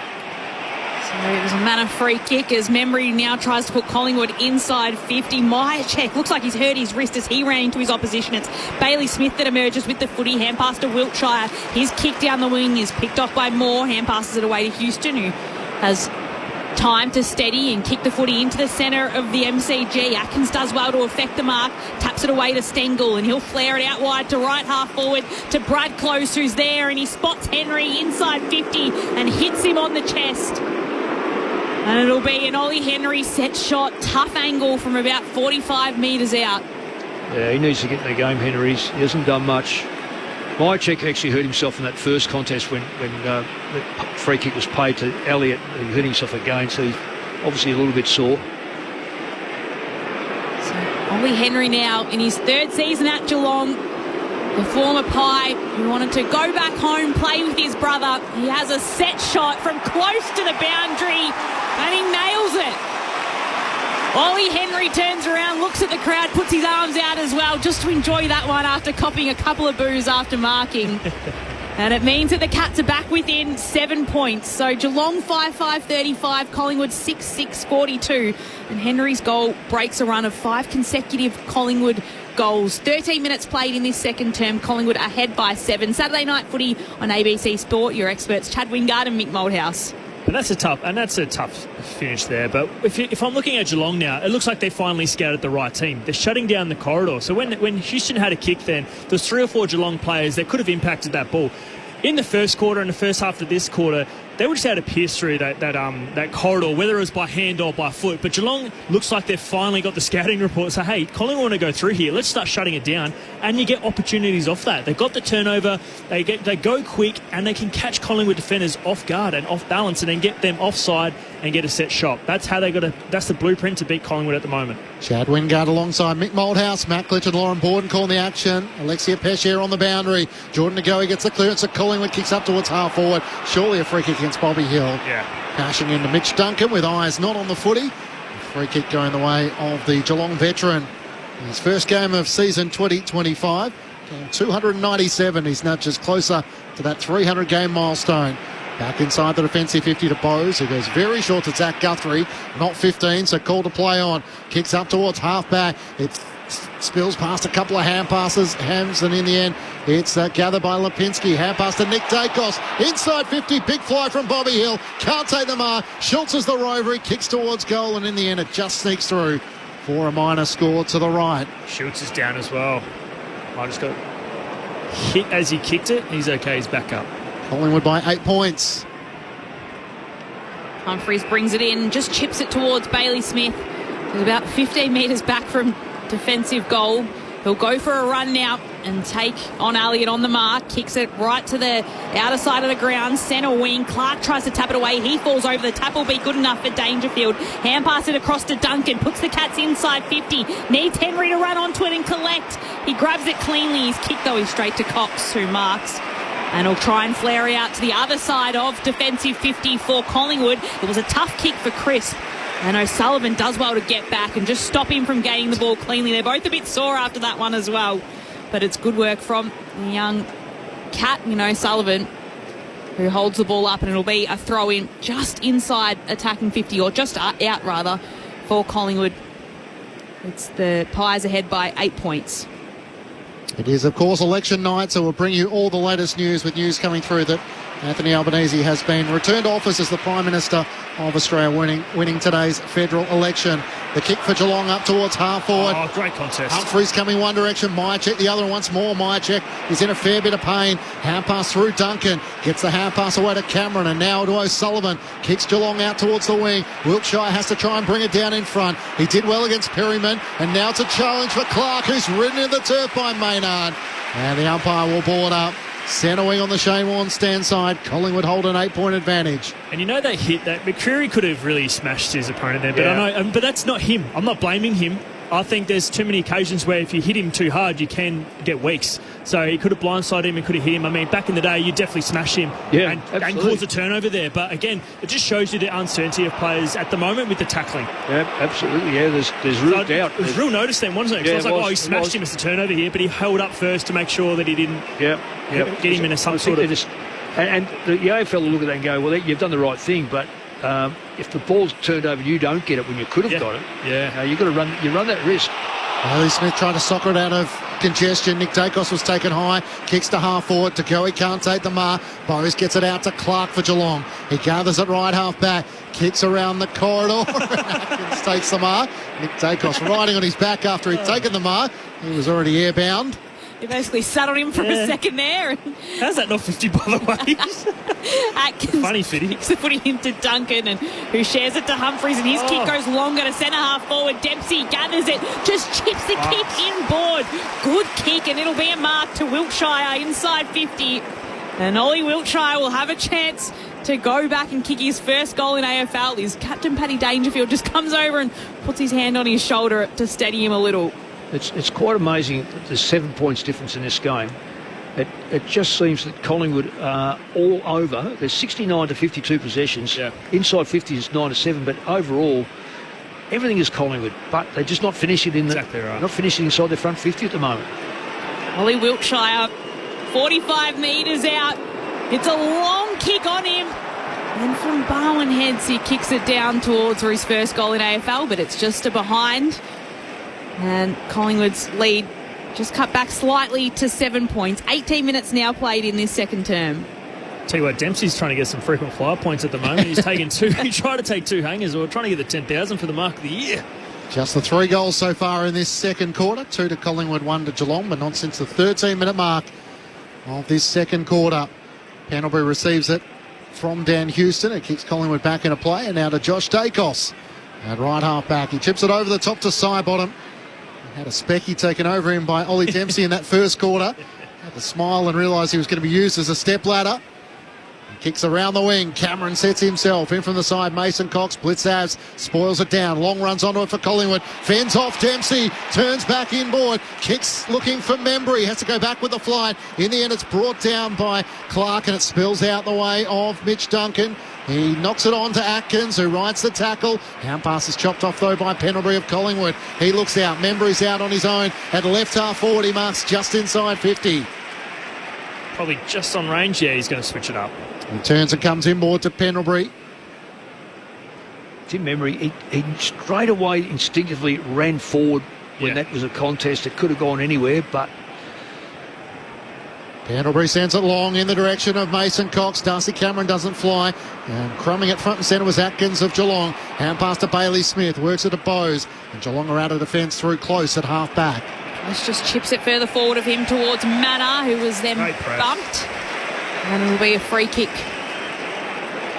Going the way of the Pies, further up at centre wing. So that 15-metre kick is now starting to shorter. It's making players, they get caught out. They have to now play on most of the time. Houston with the long kick inside 50. Blitzarves at the front was able to bring it to ground. Pendlebury goes in after it. Blitzarves and Atkins hold on to him, and the umpire will throw the ball up about 40 metres out from Collingwood's goal. Towards the city end of the MCG tonight in this second quarter. It's tapped away by Darcy Cameron. Plenty of players surround the footy. They go to ground. Does Duncan. He can't pick it out. Manners there as well. And in the end, it'll be a ball up right at the top of the 50. So close to the boundary line. The umpire will clear a path for himself and throw the ball up. Darcy Cameron, Blitzarves try to jump over the top of him, and it's Duncan that can clear the footy by soccering it away. It'll be picked up though by the Pies, and it's a hand pass back to Houston, who puts the kick right into the centre of the field where Quaynor can mark, and he has space. He takes a bounce and looks out towards Sidebottom, who drew Dempsey away from him. Kicks out to steal Sidebottom at right half forward. Geelong have all but about 3 or 4 players inside their defensive 50. So Sidebottom might have to be patient. He chips it over the top to Elliott. Still beyond his distance, you'd imagine. 55 to 60 metres out from goal. Josh Dacos is free, close to the boundary. Still Sidebottom, unbelievable. And he ran inside 50 to draw the Geelong player away from Dacos. Josh Dacos goes for his brother Nick, who leads out and takes the mark in front of O'Sheen Mullen. Out to the right, just inside 50. It'll be a tough shot for the Collingwood superstar. Can he carry the distance? He's had 9 possessions this quarter. What did he have in the first quarter? I think he had 6 or 7. Yep, 14 for the match. Yeah, so they've kept him relatively quiet, but it's when he's got the football, you know something's going to happen. Had a dribbling shot on goal in the first quarter from the left forward pocket. A set shot for Nick Dacos out to the right. He gains every millimetre possible, fires towards goal, and the black and white superstar sends it straight through the middle. Cannot be stopped, despite the attention of O'Sheen Mullen tonight for the Cats. And Collingwood answer back to skip out to a 13-point lead, 7-7-49 to Geelong 5-6-36. 22 minutes gone, second term Saturday night footy on ABC Sport. Meanwhile in Perth, it's the Demons who lead the West Coast Eagles by 7 points. Mick Moldhouse and Chad Wingard, your experts. And that's great, I suppose, in-game, noticing the trends of the game. Collingwood have had about 4 or 5 entries. They've kicked to Mason Cox every single time on a slow play. Yeah. So all the players of Geelong all getting back, and everyone's smothering Mason Cox. He's actually doing a good job. He's kept it at the front all 4 contests. Yep. So it's a predictable spot for your small forwards. And Collingwood in-game, which is really hard to notice, a trend like that. And what they've done, it's just, okay, we're going to chip up, we're going to attack every, I suppose, opposition, and we're going to try to get lead-ups. Yep. And it was so smart. Started with, like you said, Sidebottom taking his guy out, and then both Dacos brothers connecting, and what a finish. But that is really hard to notice in-game, and that's a really mature team. Yeah, oh yeah. And back in the middle here is Nick Dacos, gets a hand pass away. He was sliding down, though. It's picked off by Manor, who runs inside 54. The Cats, he will go all the way himself. And Manor gets the quickest reply of all for the Cats. Straight out of the centre, and Sean Manor with the goal, and Collingwood's lead is cut back straight away to 7 points. Geelong 6-6-42, Collingwood 7-7-49, and Sean Manor, after one of his best games last week against Carlton, backs it up with a goal where he just backed himself in and scored it in the end. 23 minutes gone in this second term, and Collingwood's advantage at 7 points. Saturday night footy on ABC Sport. That's brilliant, really brilliant. There was some really good heavy work done in the corridor. There was a Collingwood player slipped over. I think it might have been Dacos slipped over, lost the football. But a finish like that from a player who hasn't played a lot of AFL football. Yes, he's played a lot of football, but not necessarily at this level. That is an outstanding finish, because there's been plenty of players running from there and just in fact he missed one early, and Ellie Henry should have probably gone for the mark instead of just trying to trail it through. Cameron wins down the tap for Collingwood. Pendlebury tries to volley it forward, but it's intercepted by Giant Clark of Geelong. Kicks up towards Dangerfield, running back with a fly. Plays on, cuts past Pendlebury. Drives Geelong inside 50. In the end, Stengel chose not to fly. Quaynor brings it down front and centre. Cameron with a look-away hand pass back to Quaynor. He gets the hand pass to Josh Dacos in the back pocket. Chips it out to Pendlebury. They are just so organised, the Pies, as they find an avenue out of defence once more. Scott Pendlebury has it at left half back. Collingwood by 7 points, 7-7-49 to the Cats 6-6-42. Pendlebury long around the wing. Cameron in the pack takes the mark. Reaching out in front of Zach Guthrie. Well, it was him and Cox out there. They've really identified that Geelong are just short. They're one or two big players short, so they're just going to really get together. There's another great attempt to mark. Mason Cox floats in front, can't complete the mark from the Cameron kick. Reece Stanley subbed out after quarter time with a hamstring injury, so the Cats having to use their sub straight away with Ollie Wiltshire coming into the match, and Hoskin Elliott still on the bench for the Magpies. No Tom Stewart, of course, tonight, and Graham Myers for the Cats as Clark looks to work for Geelong back inside the defensive 50 to Bowes, and he chips it back to Guthrie. Guthrie will move it across to left half back to Holmes, who marks the kick, and then he tried to find Humphreys. There wasn't enough on the kick, and Perryman easily chops it off for the Pies and marks in front of the Collingwood bench. A few minutes left in this first half. Collingwood ahead by 7 points after Geelong got out by as much as 17 points early in the first quarter. They worked the game back to their advantage. Lipinski with the footy chips it to a pack that's forming top of the 50, punched away by Blitzarves over, and it hits into the advertised hoardings, where we'll have a throw-in just inside forward 50 for the Magpies. Yeah, it's good to see that Geelong are actually, they've only got 2 out, because they've got 4 out now. 4 players forward of the ball. It's so important if you're going to score or keep Collingwood honest outside of the contest. You've got to have players outside in a box formation, which they have got. And Darcy Cameron in the ruck. Ball comes down and it's kicked away by Atkins. He tried to clear it towards Neal at front position and he pushed it down. Manners there. He can grab it. Has to hand pass it as he's met by Perryman. And then Wiltshire has a go, but it's Collingwood that emerge with the footy. Josh Dacos. Hand pass to Perryman. He hand passes inside to the centre of the MCG. It'll be a free kick going the way of the Pies after Bowes was tackled with the footy. That's strong. That's a strong tackle. Holding the footy, and Long wins the free kick for the Magpies. Had no right then to get that tackle. No right. What an unbelievable tackle. Stengel's workload, effort then was just disgraceful. Quaynor just waltzed past him. He didn't put any pressure on him. Now finds himself put them into a scoring position. Long to Lipinski, then to Quaynor into the pocket. Kicks looking for Brody Myercheck, and Blitzavs makes the spoil, sees it out of play in the right forward pocket for the Pies. Collingwood 7-7-49. Geelong 6-6-42. The Magpies by 7 points. Matt Clinch and Lauren Borden calling the action. Lex Pesce down on the boundary. Mick Malthouse and Chad Wingard, your experts for Saturday night footy on ABC Sport. Blitzouts in front position against Cameron. Spins it down towards Dangerfield. His kick is smothered in the end. O'Shea Mullen can't gather. Pennebury can. Knocked it to Long. Knocked it on to Nick Dacos. Kicks across the teeth of goal. And in the end, Zach Guthrie spoils it out of play away from Tim Membry. Throwing in the left forward pocket for the Pies. I think I saw a similar act like that today, and it was deemed deliberate. Yeah, I was actually about to ask that question. That looked very deliberate. Like, well, it is deliberate. It is deliberate, but you're allowed almost to do that. Too deliberate in terms of 2 fists straight to the boundary. Well, Ruckman do it. I know that. Yes, you don't make allowances for dopey Ruckman, but I mean, at some stage. Ruckman. Poor Ruckman. Poor Ruckman. They cop it every game I've ever worked. Someone says something about a Ruckman. Well, I'll get it next week. Here's Darcy Cameron, the ruckman, who taps it and it goes straight to the opposition in Dangerfield. Hand passes it to Close, who kicks it across to Jeremy Cameron, and he marks centre wing. He slows things down as he waits for his teammates to run ahead of him and then just chips it forward. And it's Clark that takes the mark. Hand pass across to Dangerfield, centre half forward. Flares it out towards Guthrie. He'll mark. He's 52 metres away from goal. Good play by the Cats. Really good play. He's got the short option in Bowes, outside 50, but he'll load up and he'll try and put it in the pocket looking for a mark. It can't be taken by Wiltshire. Manor has a go, but he can't get it as well. It's socked out by the Pies defence. Schultz on his hands and knees right next to the boundary line. He's trying to gather it. He's dived on top of Bay O'Connor, and they take it out over the boundary line for a throw in between wing and half forward for the Cats. It's still Collingwood leading by 7 points. 29 minutes played in the second term on ABC Sport.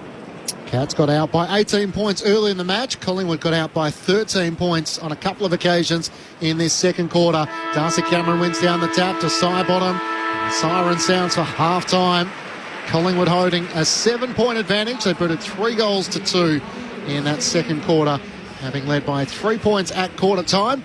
The Magpies 7-7-49 to Geelong 6-6-42. 7 individual goal kickers for the Magpies, 6 individual goal kickers for the Cats. For Collingwood, Elliott, Houston, Cameron, Hill, Nick Dacos, Myercheck and Cox. While for Geelong, Bailey Smith, Manor, Dempsey, Henry and Blitzavs. Collingwood holding a 7-point advantage at half-time. Meanwhile, in Perth, it's the West Coast Eagles. No. That's right, the West Coast Eagles, who lead by 6 points at half-time. 4-7-31 to Melbourne 3-7-25. So the Eagles, having trailed at quarter time, in that second quarter, are able to kick 4 goals to 1 goal 5. And the Eagles lead by 6 points at half-time. The thoughts of Mick Malthouse and Chad Wingard, our experts on ABC Sport. I think if you're Geelong, you're pretty happy to be still in the game. I thought they looked their best. Obviously, unfortunately, they're losing a lot of centre bounce clearances, but they're actually playing not too bad from their D50 to forward 50. And I think some of their turnovers, their pressure really lifted, and especially in their corridor. I think they had some turnovers there where they could have probably made the most of it, but they started, I suppose, scouting Collingwood and making in-game adjustments and having turnovers. If you're Collingwood, you've got to figure out that they're going to put a lot of their numbers back in slow play. You need to find another avenue, which they did late with Dacos and hitting a shorter kick. But again, I think if you're Collingwood, like you said, Mick, you've got to be wary of turnovers and getting too aggressive as halfback is. Yep. Because that's the only way that Geelong look like they're scoring. Yep. Like off turnovers and getting past you. Because you're winning the trenches battle. You're winning the clearances. You're winning all the hard fought stuff. It's the pretty stuff and I suppose the standards and game plan stuff that they're not quite winning at the moment. That's the turnovers and being diligent with your opponent, making sure that they don't get the back of you and they get easy shots. I mean, Collingwood also missed too many shots in that first quarter, which I thought were very gettable. But again, Geelong have twitched this game up and like I said, they're going to have to eventually get some more clearances. They're going to have to win more bang for buck. I like when they put Dangerfield in the contest a little bit more, especially that last one. And that's how they went from D50 all the way to the forward 50. So I expect Dangerfield to be a bit more in the clearance battle because they're really they're lacking, and they did last week. And it's got. I think we've got, I suppose, a game on our hands, but not the way we thought it would go. No, well, spot on. Yeah, no, they're well done. It's. I'd like to see metres gained, and right now it's Geelong just under 3,000, and Collingwood 3,150 or thereabouts. So you're looking at around about 150 metres more with the use of the football, and yet the Pies have needed 30 odd possessions to get that, and that's the significance. That's where Chad, you're coming from. There's no doubt that. If you just looked at the game without looking at the scoreboard, you're going, yeah, well, Collingwood are in control. They're controlling the stoppages. They're controlling the game. They've got more run. However, every now and again when Geelong break through the centre line with the football and Collingwood are caught out with their 4 or 5 backline players simply not together, they're twisting between. They can't cover for another. They're highly vulnerable. Yep. And it is a source to goal. If that dries up, yeah, I don't know what's next for Geelong. Whereas Collingwood, they've got that anyway. We know they've got that hard run like that. The other thing is I'll say about a couple of players about the Pies. Really disappointing. Really, really disappointing. Myercheck's fine. He's just a workhorse. He puts himself in a bow, kicked a nice goal, and does a lot of stuff off the ball. He's only had 2 positions. If I keep going up a bit further, I look at McCready for starts. He's only had 4, 2 and 2. He's another one that puts himself about. He tackles hard and he does all that sort of stuff. De Goey, I look at that and think he looks like if you're going to make a movie on Tarzan, the new Tarzan movie, you go down there and you say sign him up because he looks like Tarzan. He's been playing like a player that just lacks that pre-season. I think he's had a pre-season that was interrupted. And he looks like a player that's playing with an interrupted pre-season. He's not as... He's a powerfully built player, but we're not seeing the power. He can run well. We're not seeing any run. So he is... They've been able to do it without him playing great football. But how long can you cover for him? Outside of that, we know a lot of Geelong players are down and they're having to cover for the lack of a ruckman. So I think Geelong was surprised by being able to cover for Stanley and play pretty good football. It'll have to fall a long way for them to win the game, though. Yeah, I agree. I mean, you have Darcy Cameron who's got 19 hit-outs and they're obviously going to win that. But again, they're going to have to start scouting him in terms of, like, they're going to have to start going, all right, we're not going to win the hitouts, but let's just create as a terrible hitout as we possibly can. So crash into him, make sure he doesn't get outside of the contest, and make sure that we're one-on-one and we're just winning our 1v1 battles in the contest. Because if you don't win that and you create I suppose they're just going to dictate the stoppages too much, it's going to make it pretty hard for them to win this game. But, yeah, I think they're pretty happy to be in this contest right now. And, like I said, things can change. They can win some turnover battle, but I think stoppages is going to be a very hard source for them to get break even at this stage. Let me make an apology then. I thought I did push the button. Clear that little red button didn't go off when I coughed. The thoughts of Chad Wingard and Mick Moldhouse to half-time here at the MCG. Collingwood lead by 7 points, 7-7-49 to Geelong 6-6-42. The Magpies lead the clearances 20-11. And yes, Jordan De Goey had an interrupted pre-season with a knee injury. He has played the 5 of the 8 games so far this season, but not quite at full fitness. If you want to get in touch with us on the SMS, 0437 774 774. We'll read through some of your messages shortly. But the breaking news is that Anthony Green has called it. Anthony Albanese will return to the office as Prime Minister, with Labor winning today's federal election. And the ABC projects that the opposition leader, Peter Dutton, has lost his seat in Parliament as well. So counting so far is showing a consistent trend towards Labor, although pre-polls have yet to be counted. That means the coalition is in no position to win, leaving Labor the only alternative government. So the government is on track to retain its majority, but that is yet to be confirmed. In winning the election, Anthony Albanese becomes the first Prime Minister to win back-to-back elections since John Howard in 2004.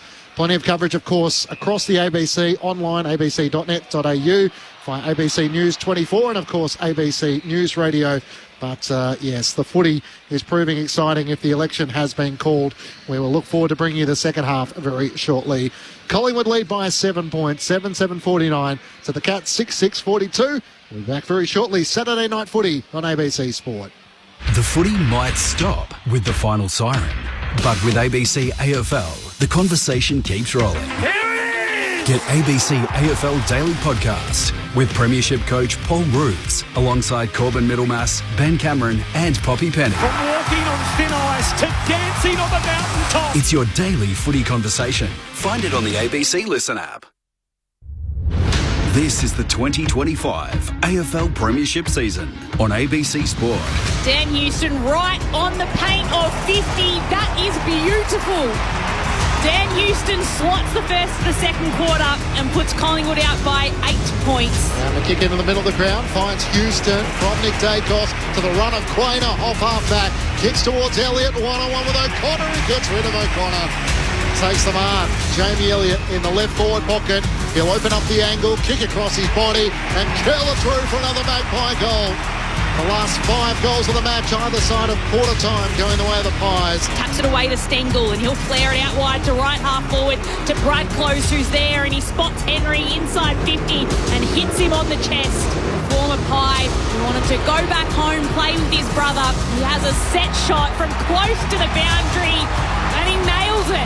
Josh Dacos goes for his brother Nick, who leads out and takes the mark in front of O'Sheen Mullen. Set shot for Nick Dacos out to the right. He gains every millimetre possible, fires towards goal, and the black and white superstar sends it straight through the middle. Cannot be stopped. And back in the middle here is Nick Dacos, gets a hand pass away. He was sliding down though, was picked off by Manor, who runs inside 50 for the Cats. He will go all the way himself. And Manor gets the quickest reply of all for the Cats. This is ABC Sports coverage of the AFL. On your radio. ABC Sport Digital. And on the ABC Listen app.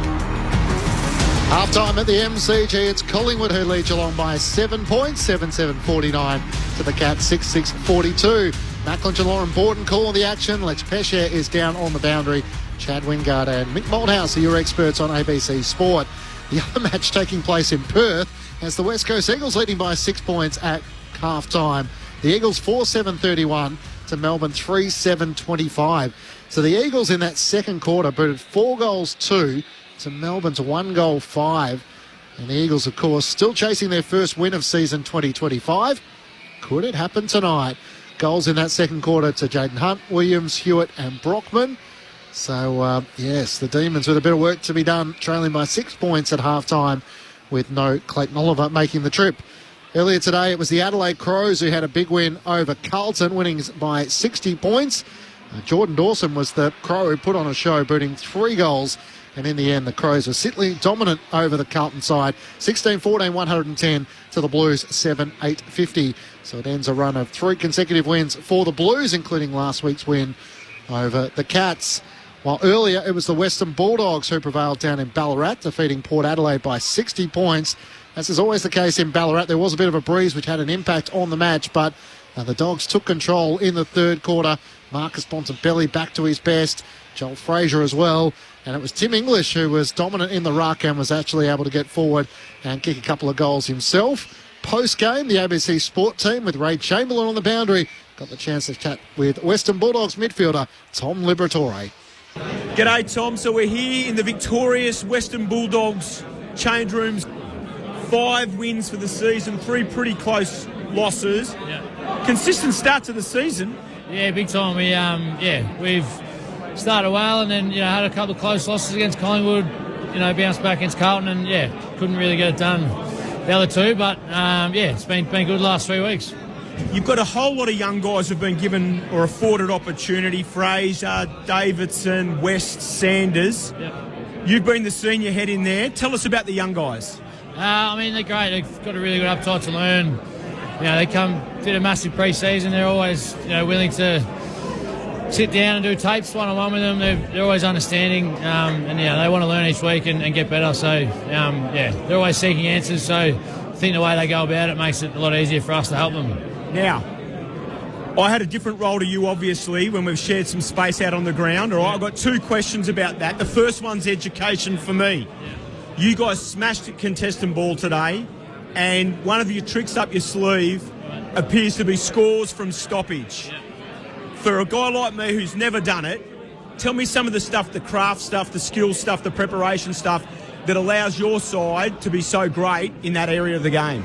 Well, initially I think Tim's ability to win the ruck contest was outstanding. His strength, you got to get it to the front, make sure you don't get pushed under the ball, make sure you got a lot of movement from all angles of the stoppage, make sure you got all points covered, and then that allows us to just play instinctively and go from there. Okay. Any questions you want to ask me from our time out on the ground together? I don't think so. I think we had one interaction where you might have been coming towards the end, but you couldn't really bounce that high. I remember we had a little beef, a little bit. Well, I think it was a hub year, but you might have ran out of juice for those little arms of yours. But to be fair, you had a very good point. Now, that was our only interaction, really. But you've had a really good record here. Yeah. Do you find that it's a competitive advantage playing here at Mars? Definitely, yeah. I mean, it definitely helps. They've got to travel that extra, get on a plane, travel, whatever that may be a factor. But, I think we're used to playing here. We understand the ground, the size. We prepare pretty well. We come up and, start the night before and have a nice feed and talk a bit of rubbish together. So I think that helps as well. So, 2 questions to go. So you've been here, it's windy, bit cooler. Next week, Darwin. Tell us about that. Yeah, it's an interesting trip. We didn't handle it quite well. I think 2 years ago we got rolled by the Suns. So we've prepared pretty well for the last sort of 6 to 7 weeks, just making sure we're on top of all that sort of hot, all that sauna stuff, and we've just got to get up there a bit earlier and acclimatise, I guess, and just go from there. I'm a Bayside guy. I see your coach strutting his stuff along the beach a bit, and I have the odd coffee at a little cafe there with his wife. Yeah. When are the Dogs going to sign your coach? I'm not sure. I think it's up to him, really. He's in the driver's seat, so he might just want to swim laps all year next year and swim off into the sunset. So he likes the polar bears and getting to the beach in the morning. I think he's a pretty good swimmer. He's this wide and this high off the ground, so he knows his strengths, but I'm not sure. We'll wait and see. Well, Tom, congratulations on an awesome win. Great start to the season, mate. Thanks for spending some time with us. Thanks, mate. Cheers, mate. Tom Liberatore is always entertaining whenever you get to hear from him post-game. Alongside Ray Chamberlain there, added another layer to learning a little bit about the life of Tom, especially away from the footy field. The Bulldogs with a 60-point win over Port Adelaide down in Ballarat, and the Adelaide Crows with a 60-point win over the Blues. Here at the MCG, it's Collingwood who held a 7-point advantage at half-time, 7-7-49. to Geelong 6-6-42. Of course, it's Magic Round in the NRL, so you can keep across that with the ABC Sport team via, of course, all your socials, ABC Sport on Twitter, Instagram and Facebook. The West Tigers lead St George Illawarra in the Saturday night contest, 26 points to 10. Earlier, it was the Warriors who prevailed over North Queensland, 30 points to 26. And the Newcastle Knights had a dominant display against the South Sydney Rabbitohs, 30 points to 4. Don't forget, of course, all your podcasts available under the Best of ABC Sport, where there's an NRL podcast in which you can keep across with Andrew Moore and Brett Sprigg and all the team, and the ABC AFL Daily Podcast with Paul Roos Monday to Thursday. Brett Delidio pops up on a Friday, and then, of course, the AFL Saturday and the AFL Sunday is where you can pick up all the latest footy news, including today. Mick and Luke Ball had the chance to catch up with Luke Beveridge, so looking forward to having a bit more of a chat with Mick after the post-match here. But Collingwood leading by 7 points. Nick Dacos leads the way with 17 disposals. Scott Pendlebury with 16. Bailey Smith with 15 for the Cats. So we heard the thoughts of Mick and Chad before the break. As the players aren't too far away from making their way back out, you'd imagine Chris Scott will be relatively happy with the fact that Collingwood have been dominant in the midfield, and yet his side is still very much in this clash. And the news of Reece Stanley being subbed out at quarter time. So Ollie Wilkshire coming into the match. Will Hoskin-Elliott, the sub for the Magpies, yet to be used, but it sort of feels like these two sides are always thereabouts, and once more they've given a good contest to half-time as to both sides will feel like they still have a bit of improvement still to come.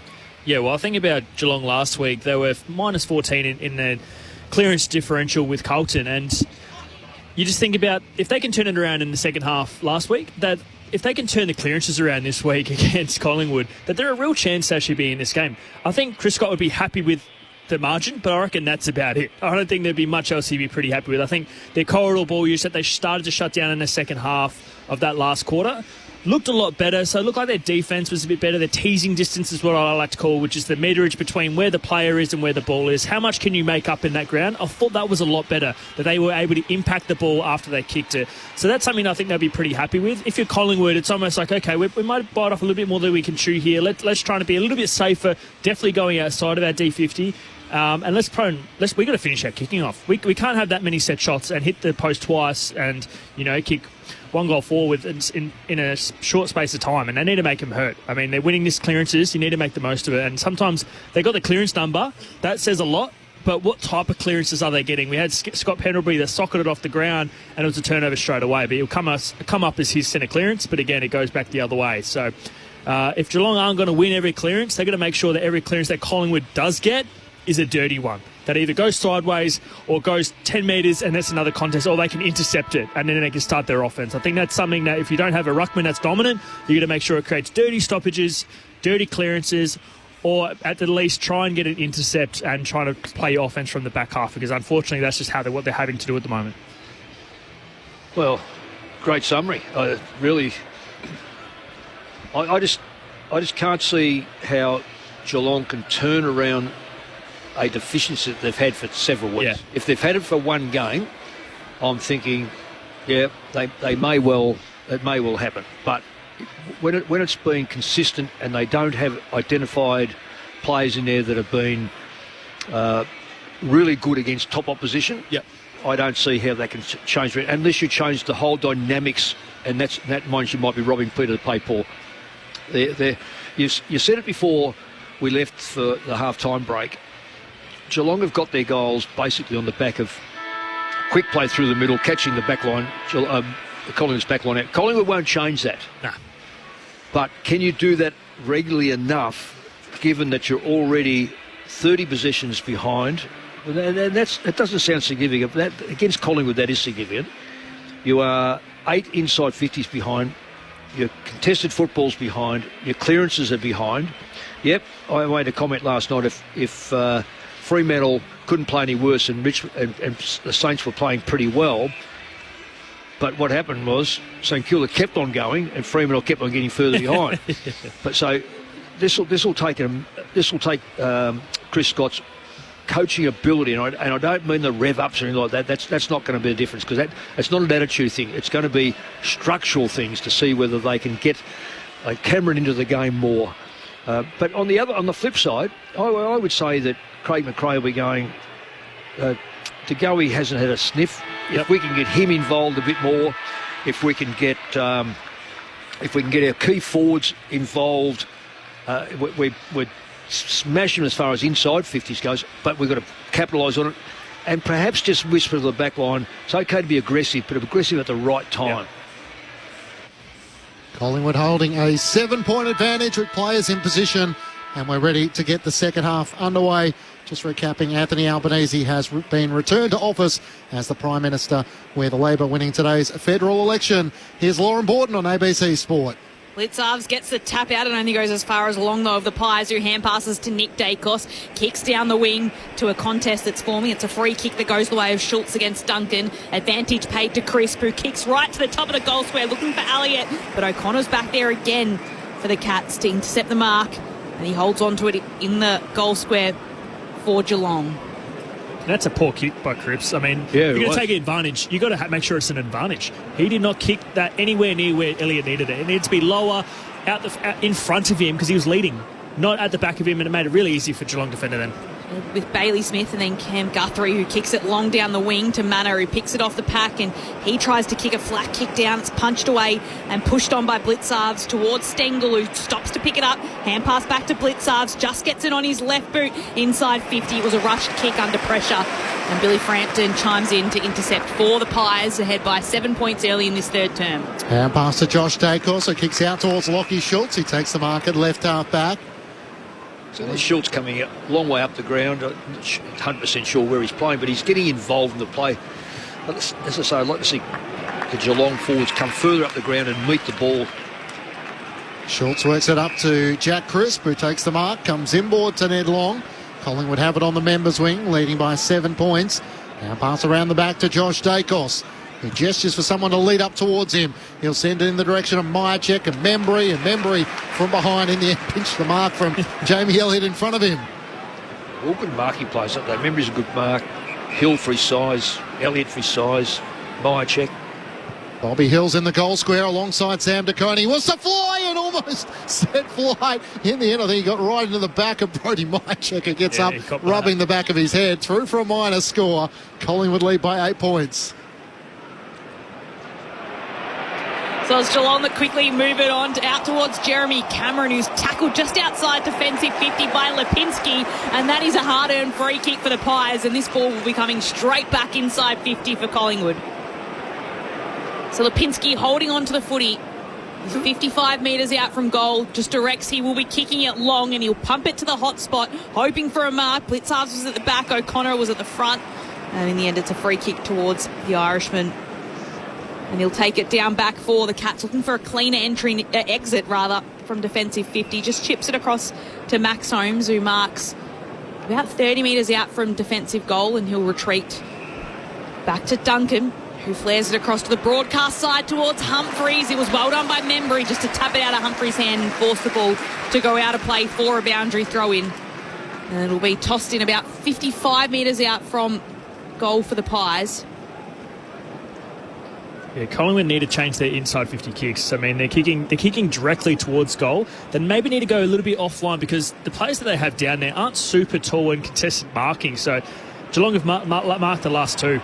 Nick Dacos runs onto it, hand pass to Josh. Long kick right to the goal square again. It was Elliott one-on-one with O'Connor, and it bounces out, and it'll be a throw-in. Just next to the right behind post. Collingwood ahead by 8 points, just 3 minutes played in the third quarter.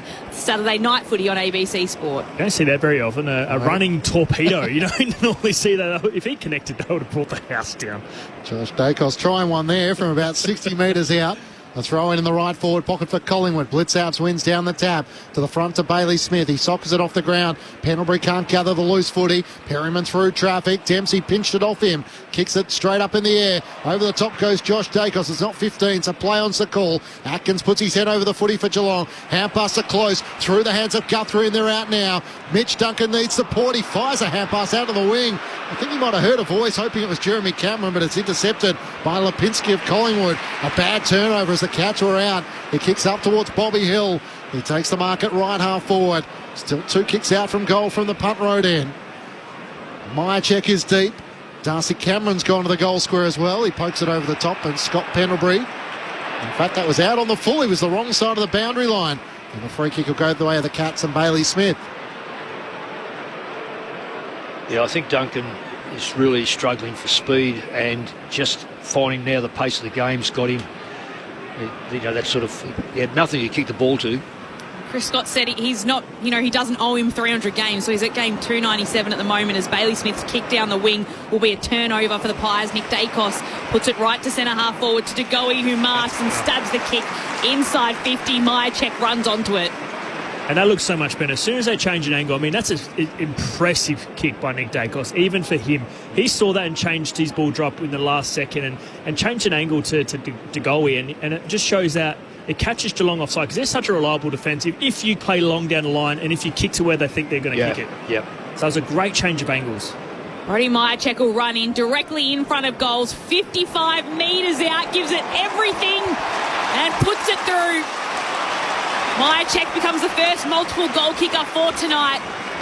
And the Pies move ahead by 14 points. Collingwood 8-8, 56. Geelong 6-6, 42. 5 minutes played in this third term. Saturday night footy on ABC Sport. Your experts, Chad Wingard and Mick Moldhouse. Yeah, well, the Cats have had the ball 17 times to Collingwood 19. But the big difference is it's all back half stuff.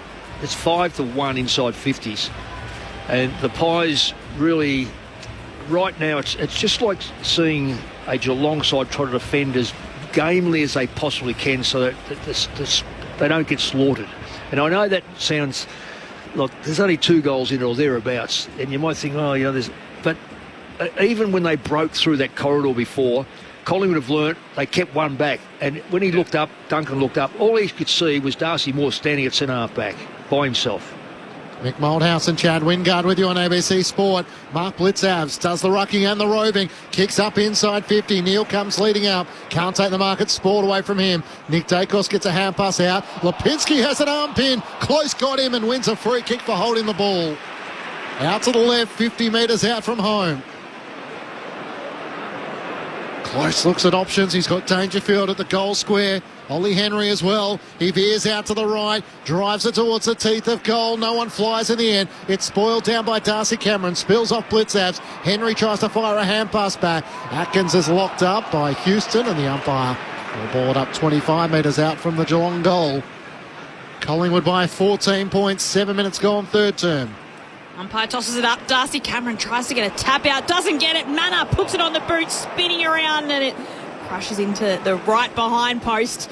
So he had a ping in it and just had a shot at the goal, but wasn't quite able to get it through. So Collingwood's lead cut back to 13 points. 7 minutes played in the third term. Saturday night footy on ABC Sport. Sean Manna, the last goal kicker for the Cats, as Josh Dacos brings Collingwood back into play. Beautiful kick to Darcy Cameron with a couple of metres in front of Mark Blitzavs. And Blitzavs knew he was on him, but that's the delicate kick to be able to run onto a ball like that. Very hard to defend. Cameron up towards Myercheck. Can't take the mark. Chris back for the flight. He gathers the footy, but he's locked up by Mark O'Connor in front of the two benches. Collingwood by 13 points. Stanley was subbed out at quarter time with a hamstring injury. Will Hoskin Elliott, the sub for the Magpies, yet to be used. Cameron wins down the tap for Collingwood, but Clark roves it. Hand pass to Holmes. Hand pass away to Jeremy Cameron. Bow's almost too slow. Schultz got him in the end. Ball spills out to Josh Dacos. Collingwood take the advantage. Hand pass to Pendlebury. Drives it long, looking for Elliott. Tries to reel it in with one arm. O'Connor spoiled it down. And now O'Sullivan, who's tackled by Jamie Elliott.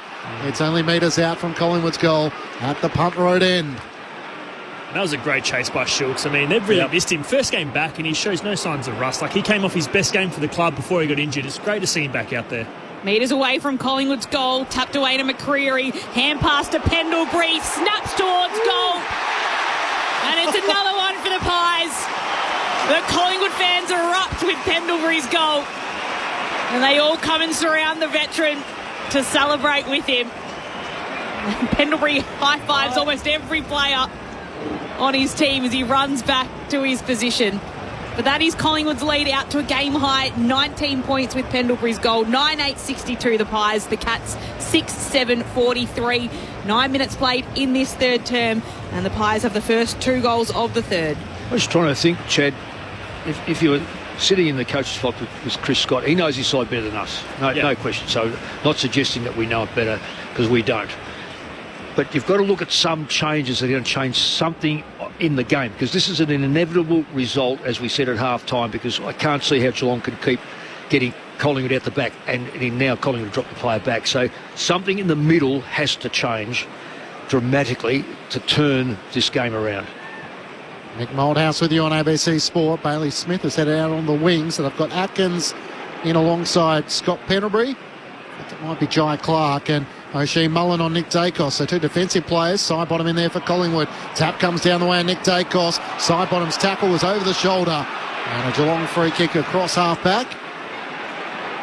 Going the way of O'Shea Mullen, who quickly gets to his feet and tries to move it quickly, but turns it over straight to Lipinski of Collingwood. Hand pass to side bottom, kicks up towards Darcy Cameron in the pocket. He hand passes to Nick Dacos, can't get around. A desperate defensive work by Bose, although the centering kick from Cameron will be effective as Brodie Myercheck hangs on to the mark. Yeah, the floodgates are opening badly. Just the Cats trying to turn defence into attack, a little too aggressive, and Collingwood looking to make them pay. Brodie Myercheck has 2 goals already. He's kicked 1 in this third quarter. Out to the left with no Dan McStay. He's been so reliable for Collingwood over the journey. Starts his approach outside 50. Myercheck looking for his third. Comes in and misses to the right-hand side. Collingwood lead by 20 points. They've kicked 2 goals to none so far in this third term. Magpies leading by 20 points. Well, this is the first one. I think Dangerfield's got to play higher than lower, because at lower he's not getting it. Cameron's not getting it. Play your ball getting players closer to the ball and put players that aren't getting it closer to goal, because they're not getting it at all to the players that can get it, if that makes any sense. Slow to work it out of defence here as Bose went backwards, and then the kick was flared across to O'Connor, who kicked it down towards Stengel, who was leading. It was chopped off here, and it's with the players again. Josh Dacos can just chip to centre half forward. Good kick towards Steele side bottom, who marks, and Collingwood fans want a 50. They're a little late push, but they won't get it, and Steele side bottom will have the footy 55 metres out from goal. He points with his hand where he wants to put it. There's plenty of players inside 50. It's a straight kick that he goes, where he'll pop it to the top of the goal square, and in the end, DeConing. 2 bites of the footy, but he's able to mark it, and he can flare it out towards Bailey Smith, who marks in the left back pocket for the Cats. This is where Geelong has struggled as he turns and comes inboard to O'Connor, trying to generate some run from half-back, back to Bailey Smith, trying to get it up to Stengel in the middle of the ground. Coming from behind was Darcy Moore, spoils it down, spills out the way of Atkins, bounces off Mason Cox, hand pass to Stengel, in a bind in the middle of the ground, hand pass to Atkins, has to wear the contact, Darcy Moore tackles him to the ground, ball spills out, where Sidebottom gathers in front of Dangerfield, hand pass down low for Pendlebury, great half-volley pickup, hand pass to Josh Dacos back in the middle of the MCG, kicks out to Jack Crisp, it gathers on the members' side, swings around on his left and looks up to Darcy Cameron. He marks between wing and half forward. He's having some sort of game, the Collingwood big man. There's too many Geelong players just standing around, hands on hips, just not putting themselves in position. There's another one. Just let, 20-metre chip just up the ground. No intensity now, the Cats. They just seem to be trailing in again, accepting the inevitability.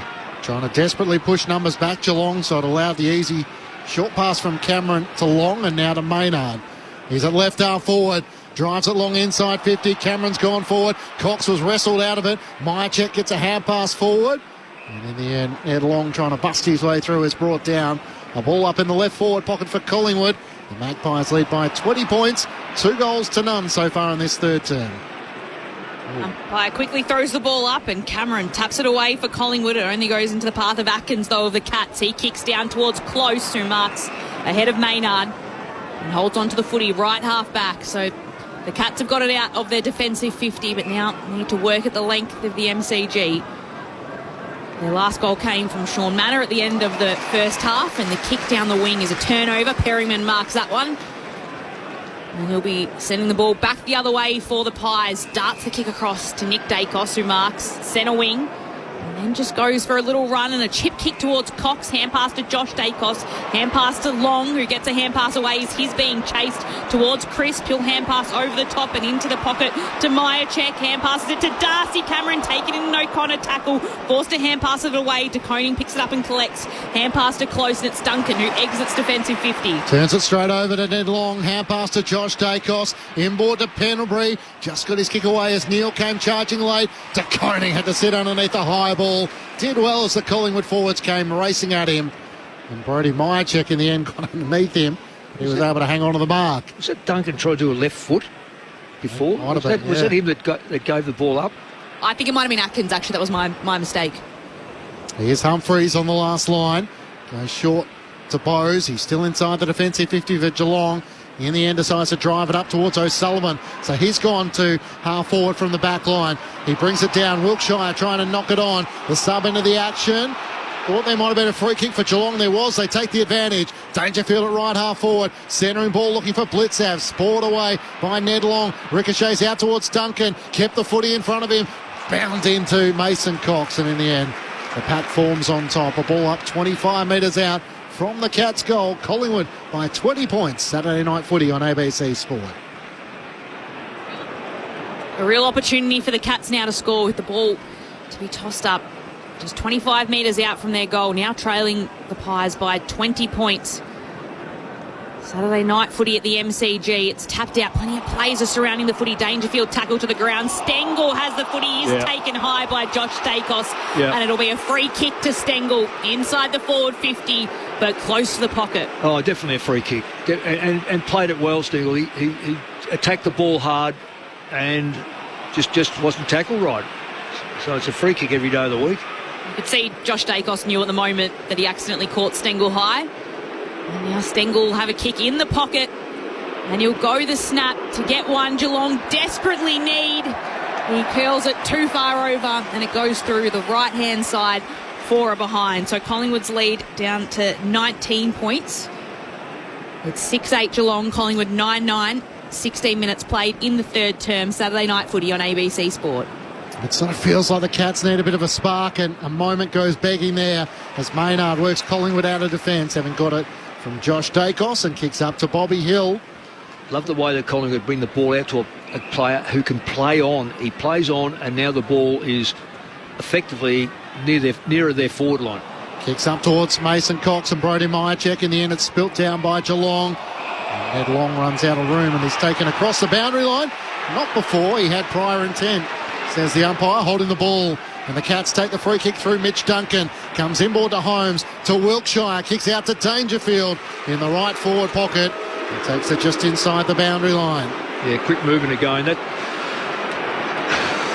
Collingwood, again, been a little bit aggressive, staying off their player. And it's a hard kick for Dangerfield, but again, that's the secret to beating Collingwood's back line, is to get it in there quick. Cats' last goal came just before half-time at the 23-minute mark. Boy, how they could do with one here from their captain, Patrick Dangerfield. Starts in the gutter, in the right forward pocket, fires on goal outside the boundary line, trying to work it right to left. He can't do it enough. Trying to score to the right. Collingwood by 18 points. Meanwhile, in Perth, it's the Demons who lead the Eagles by 2 points, after West Coast led by 6 points at half-time. Geelong's third consecutive game at the MCG, defeated Hawthorn in an Easter Monday Classic, and then went down to Carlton last Sunday as Josh Dacos brings it in and kicks it right ahead of him to Pendlebury, who marks still defensive 50 for Collingwood.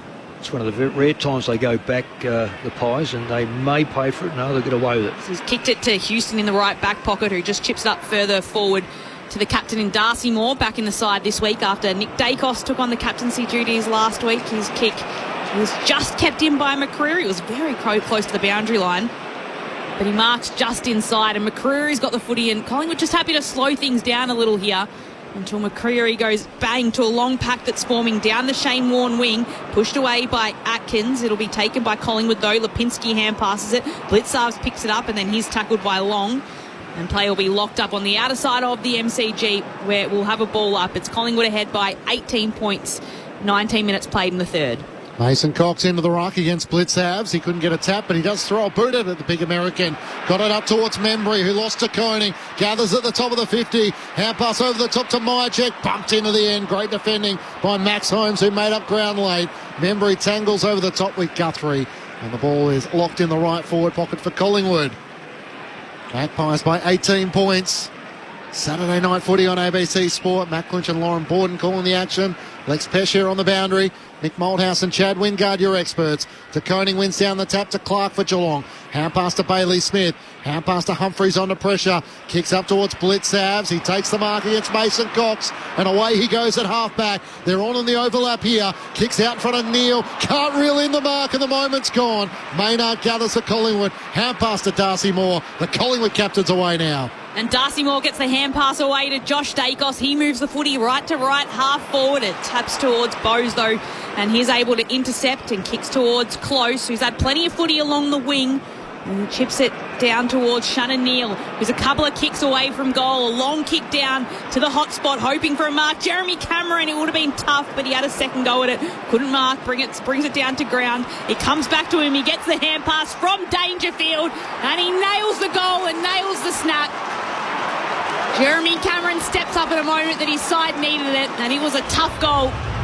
And he put it through for the Cats. Collingwood's lead now back to 2 straight kicks. It's Collingwood 9-9-63, Geelong 7-9-51. Just hitting red time in this third term, and Collingwood's lead cut back to 12. Yeah, it wasn't anything pretty there. It was just a bit of ping-pong footy, and Geelong were just definitely not pressing up. They had 3-2. Exactly right. They should have scored the goal. Sure, they actually had a lot of players out, and where they kicked it, both guys actually led that. If they actually split the defender, it would have been an uncontested mark. But Collingwood again got caught with an extra player. Exactly right. Another Geelong player. It's quite amazing how many times that happens. Yeah, Lucky Crisp actually came back from the wing, I would suspect, and he came back and impacted that because if he wasn't there, it's an uncontested mark. But again, you can see where there are gaps and cracks in Collingwood. But Geelong are just not making him pay. They can't exploit it. Exactly right. No, I'm not 100% sure about Smith.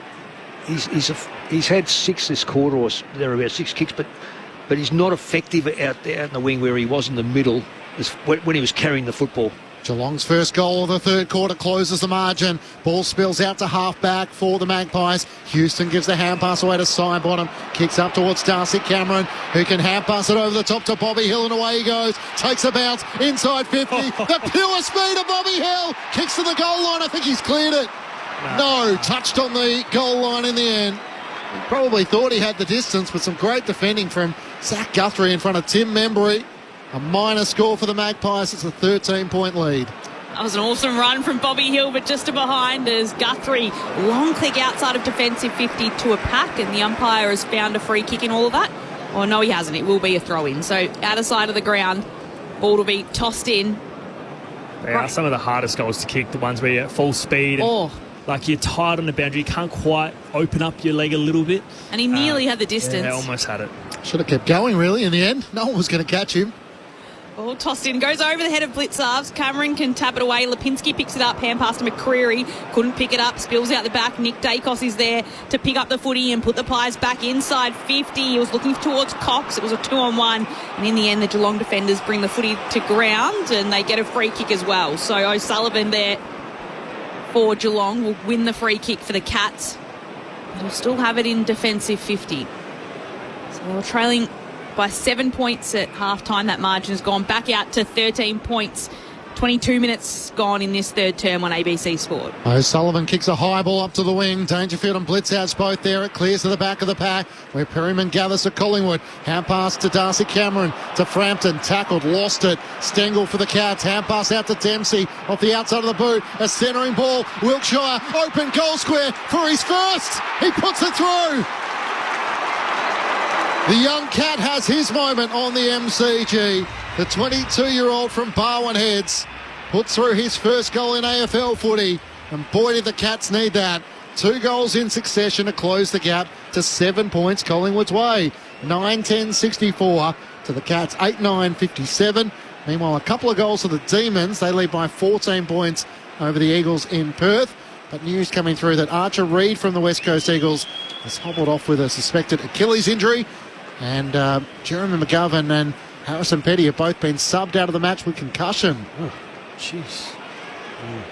Well, can I just go back and repeat what I said in the first quarter, second quarter, and we're now in the third quarter? The expense that Collingwood have got on their back line, and I say they are extravagant in their desire to run and not get back. That's another. We spoke about the only way Geelong in his score, and they've been scoring exactly that same way. Clearance from Nick Dacos, hand pass to Houston. He kicks it forward towards Bobby Hill, who couldn't take it on the half volley. Dempsey's there to mop up for the Cats. Hand pass to Humphrey, whose kick goes backwards. It goes right into the hands of Elliott. Hand passes across to Lipinski, who can hand pass back to Elliott. Humphrey tries to mow Elliott down and can still get the hand pass away to Schultz, who will kick into some space in the right forward pocket. Guthrie running onto it, has to hand pass as he's being tackled. Bowes trying to gather it, pushes it out, picked up by Schultz of the Pies, and they'll hold it inside 50 Collingwood. Hand pass to Pendlebury, dodges around Holmes, just stabs the kick forward. Membry was standing by himself in that forward 50 and will take a shot at goals from directly in front. So there's a magpie down. It's Bobby Hill. Potentially looks like he's holding his shoulder a little. The trainers have gone out to him. He's still on his hands and knees. They just could not clear the ball.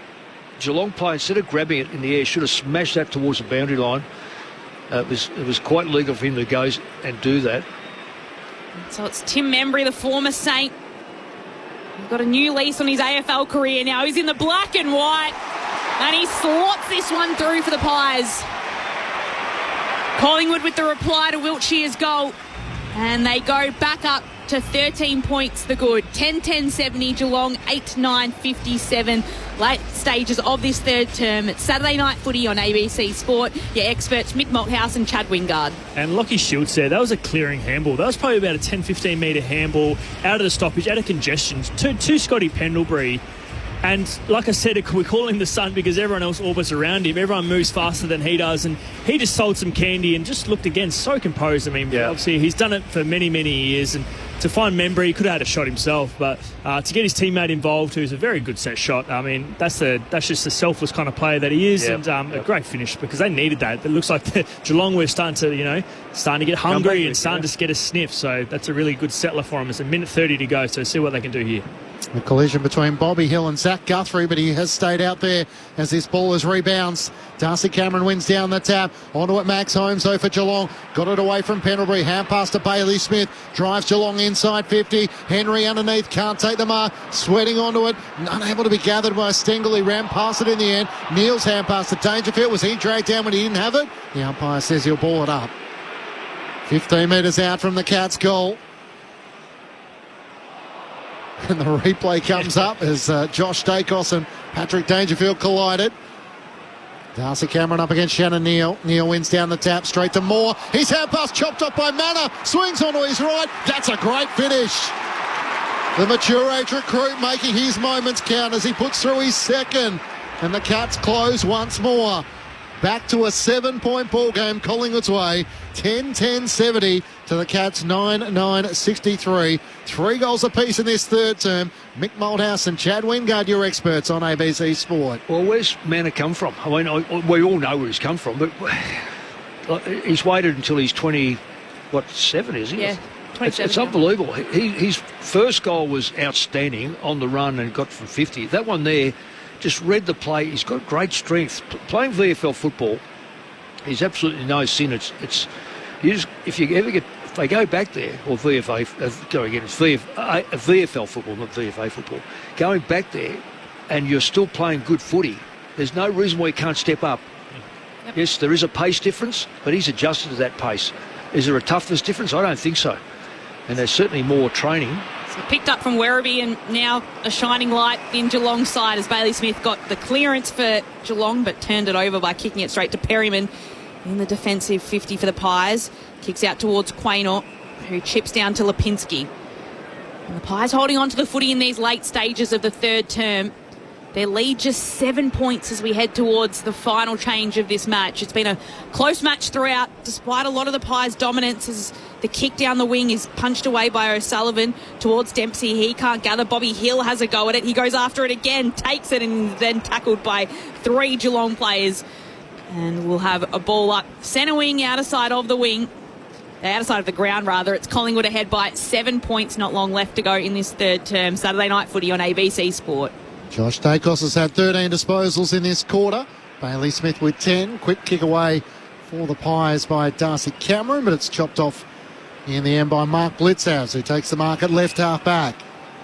Collingwood by 7 points, called to play on. Kicks as long as he can around the Shane stand side. Clears the fingertips of Shannon Neal. And the siren sounds for three-quarter time. Collingwood by 7 points, but we have a final term with the match on the line. The Magpies 10-10-70 to Geelong 9-9-63. After Collingwood led by 3 points at quarter time and by 7 at half time. For the Magpies, 2 goals to Brodie Myercheck, individuals to Elliott, Houston, Pendlebury, Darcy Cameron, Hill, Membry, Nick Dacos and Cox.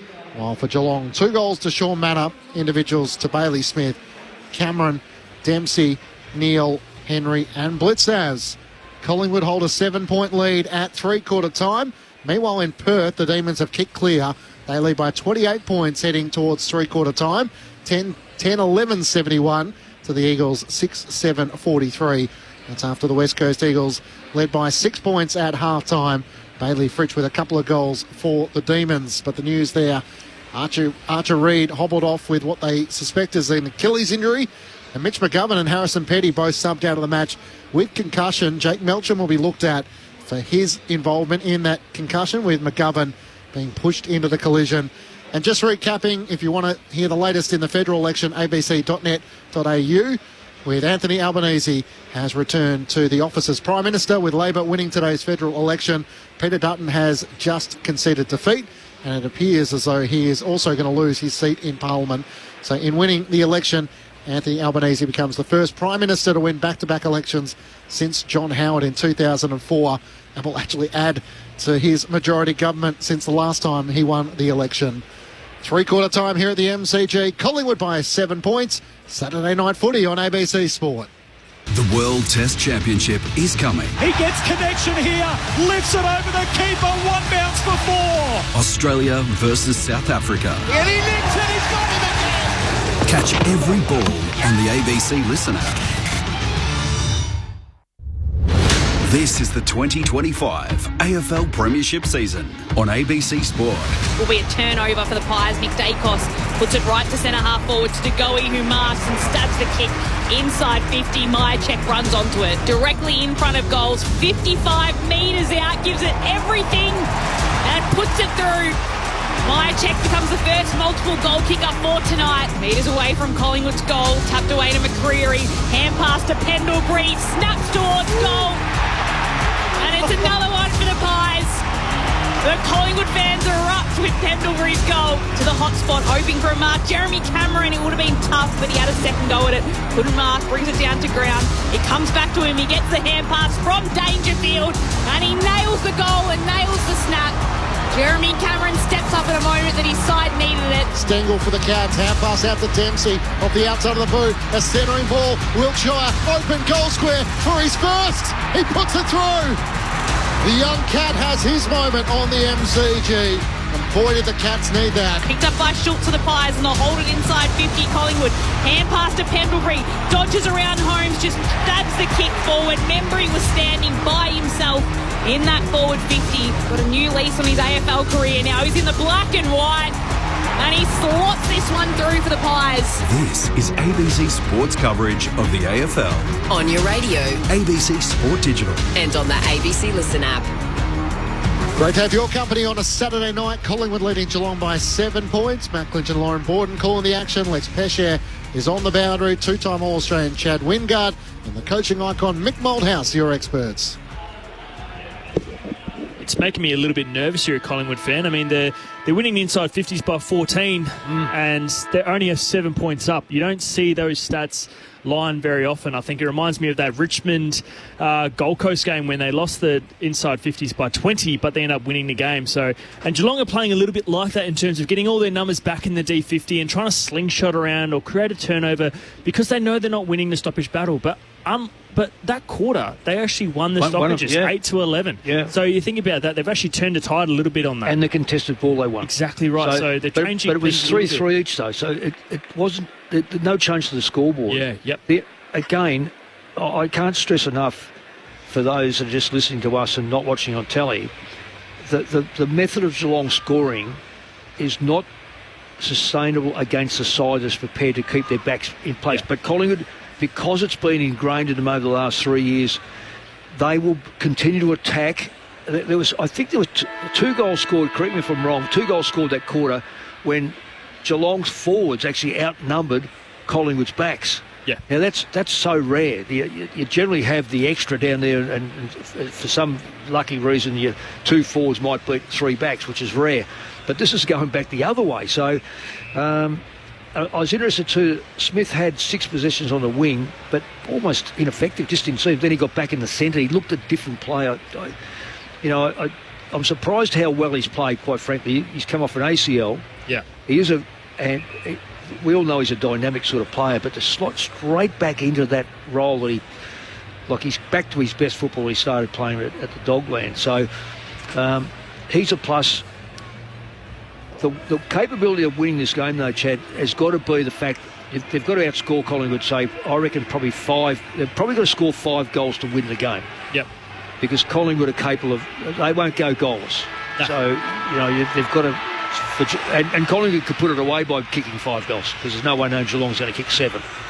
Yeah, I agree. And I think, like you said, it's who's their centre bounce, I suppose, line up this quarter? I mean, does Dangerfield get in there? I mean, Jeremy Cameron's had a bit of a quiet one, but he can turn it on at any minute. I mean, they've got speed in there. Exactly right. So they've got speed in there. Can they get outside of him? I mean, but now look at the lineup that Collingwood have got. You've got Cameron, Pendlebury, Ned Long, and Dacos. I mean, that's pretty dynamic and pretty experienced and pretty elite midfield. So you'd expect them to give everything in this first centre bounce. Collingwood have won their last 6 matches. They sit on top of the ladder. The Cats trying to take them down. Darcy Cameron gets the clearance, sends Collingwood up towards half forward. Duncan trying to juggle the mark. Non-officiating umpire said it is a Geelong free kick, and Duncan takes it. Hang on, coming back. What's going on here? Everyone's a little confused. It's going to be Jack Bowes' free kick, maybe. Is that why? It is. So Bowes eventually receives the footy, but no advantage having taken place there, and Geelong have it across half back. Bowes called to play on. Kicks as far as he can up towards centre half forward. Patrick Dangerfield comes crashing through the pack. Can't hang on to it. It's socket off the deck by Jock Dacos. Ricochets off Nick. Falls the way of Long. Tries to get it over the top to Bobby Hill. But Holmes clears it for Geelong. Hand pass to Stengel to Bailey Smith. Hand pass away as he's tackled by Nick Dacos. Out in front of Jeremy Cameron. He knocks it on too close. Out left half forward. Quick 1-2 with Mitch Duncan. And Brad Close is going to chip it back 20 metres to Jeremy Cameron, who takes the mark on the wing. Jeremy Cameron holding on to the footy, just looking ahead of him. He's side down by 7 points, kicks towards Holmes and he'll mark. Still a couple of kicks from goal. Just chips it towards Bailey Smith, who's still outside attacking 50, 55 metres out. Geelong kicking towards the punt road end in this final quarter. Looking to rebound from their loss to Carlton at this ground last week. Inside 50 he goes. Dempsey had 2 hands on it, couldn't take the mark. Ball spills to ground. Dempsey's still in there trying to dig it out. It's taken out. Hand pass across to Neil, shoves it on his boot. It's across goal, and it's just a minor score. So the margin down to 1 straight kick now. Collingwood's lead 6 points. Just a couple of minutes played in this 4th term. It's Saturday night footy on ABC Sport. Well, that Dempsey had that clearly. It was just a beautiful kick by Smith, just to lob it, and the player ran onto it. Hit his chest and bounced off. He would have had a shot from 15 metres out. Josh Dacos brings Collingwood back into play, up towards Crisp, who can't complete the mark. Spills to the back. Cox trying to gather, but it's socket off the ground by Mark Blitzabs and over the line for a throw-in. Collingwood by 6 points, opening couple of minutes of the final term. O'Shea Mullins had the job on Nick Dacos tonight. 25 disposals. His brother Josh leads the way with 29. Bailey Smith, the leading possession getter, with 27 for the Cats, while Patrick Dangerfield is the next best with 17. Blitzabs down to Smith. Can't get a clean kick away. It spills back to Blitzabs, and Cameron has put a saddle on him as he's trying to bring him down. The umpire will ball it up. So up it goes. Blitzarves and Cameron go at it. Blitzarves can tap it away. Jeremy Cameron runs after it for Geelong. In the end, it's picked up by Clark, who tries to keep it in play, but the ball goes out of bounds, and it'll be a throw-in just outside of attacking 50 for the Cats. Of course, these two sides playing some very, very intense games. Remember those, Mick? 2007 to 2011? I do. 3 prelims, a grand final. It was all happening back then. And that rivalry stayed with these two clubs since then as Bailey Smith takes it from the clearance, kicks it inside 50, bounces in front of Stengel. Dempsey's there, rises high to collect it, then takes it down. And he's dived on top of by 3 Pies for a ball up 40 metres out from goal. He always advise players to take the ball in hand and pass it off. For that one there, he perhaps could have just tapped it down in front. He had 2 teammates right in front of him, but nonetheless, brave act.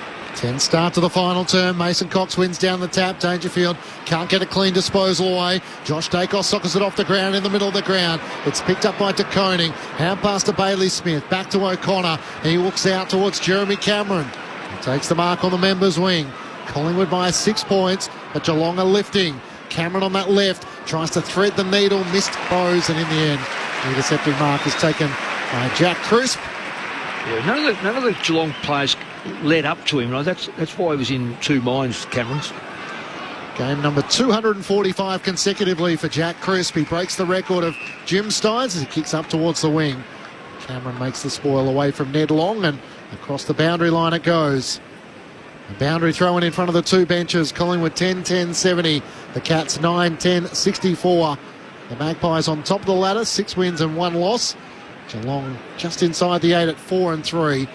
Chance to try and take a big win here and move closer to the top 4. From the tap down, Nick Dacos tried to throw a boot at it. In the end, made clearly high contact. Gave away the free kick with O'Shea Mullen, who's been his target tonight, and there might be 50 as well. Yeah, no, that's really good play by Mullen, and Dacos is really frustrated with the attention he's getting. It's legal.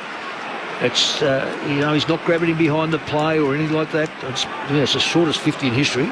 So the 50-metre penalty. That's gone 35 metres best. Rosebery pulls him back to the top of the 50, but you're right, that seemed a bit short from where he was given the free kick centre wing. So O'Shea Mullen comes inboard to Mitch Duncan, short to Bowes, not 15. Has to get the hand pass away to Manor, over the top to Dangerfield, breaks the Bobby Hill tackle. The Geelong captain fires on goal. Misses to the right-hand side. The Cats are coming. Collingwood hold a 5-point advantage. 25 possessions to 6. Yeah. And we've gone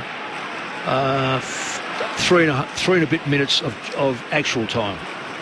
Saturday night footy on ABC Sport. Houston brings it in and chips it to Quainer. He goes longer down the members' wing towards Crisp and Schultz. Both get a hand to it and neither can mark. They spoil it for each other, and it's Humphreys that in the end has the footy and has to throw it back to the umpire for a ball up. Right in front of the Geelong bench. The umpire tosses it up. Cox and Blitzarves. Cox can take it out. He tries to get the hand pass away. Can just get it down in the end. He's pinned for it. And it's a free kick going the way of the Cats. Ollie Wiltshire with the footy, loads up on the kick. Long inside 50 for Geelong. Plenty of players around there. Darcy Moore at the back holds onto the mark. It's taken by Dangerfield, so no mark is paid. And the umpire in the end crosses his arms and will ball it up inside 50 for Geelong. Geez, he's a strong unit. He's 35 years old, but he's on the ground, up the ground in half a second. It's super impressive. Mason Cox wins down the tap against Shannon Neal. Spills out the way of Josh Dacos, and he's locked up by a couple of Cats.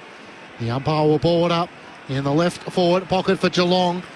Some of the Cats are getting their run inside 50, 4-0 to start this final term. Mason Cox wins down the tap. Pendlebury and Long try and extract it, but it's stuck to the chest. Tom Atkins, and the umpire will ball it up once more. Collingwood by 5 points.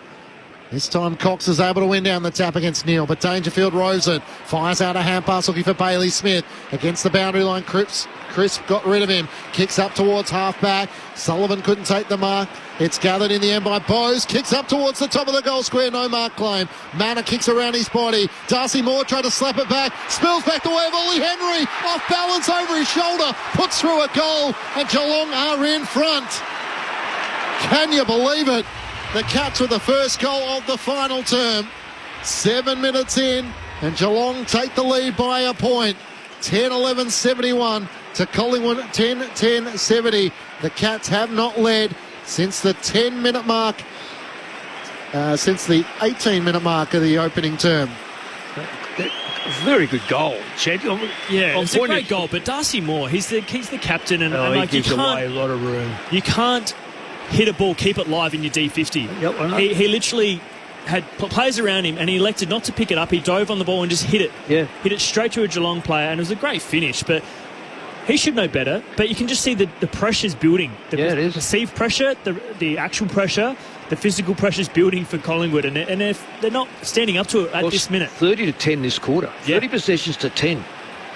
Geelong ahead now by 1 point. They haven't led since the first quarter. The ball goes up, it's brought out. Steele goes chasing after it, as does Elliott. He goes to ground. Bailey Smith takes it for the Cats. Hand pass to Duncan. He kicks to left half forward. Close can run onto this, picks it up, trying to tell his teammates as he's spinning around to move ahead of him. Hand pass to Wiltshire in his second game. Goes inside 50, over the top of Neal. Back to Cox. It's a free kick to Neal.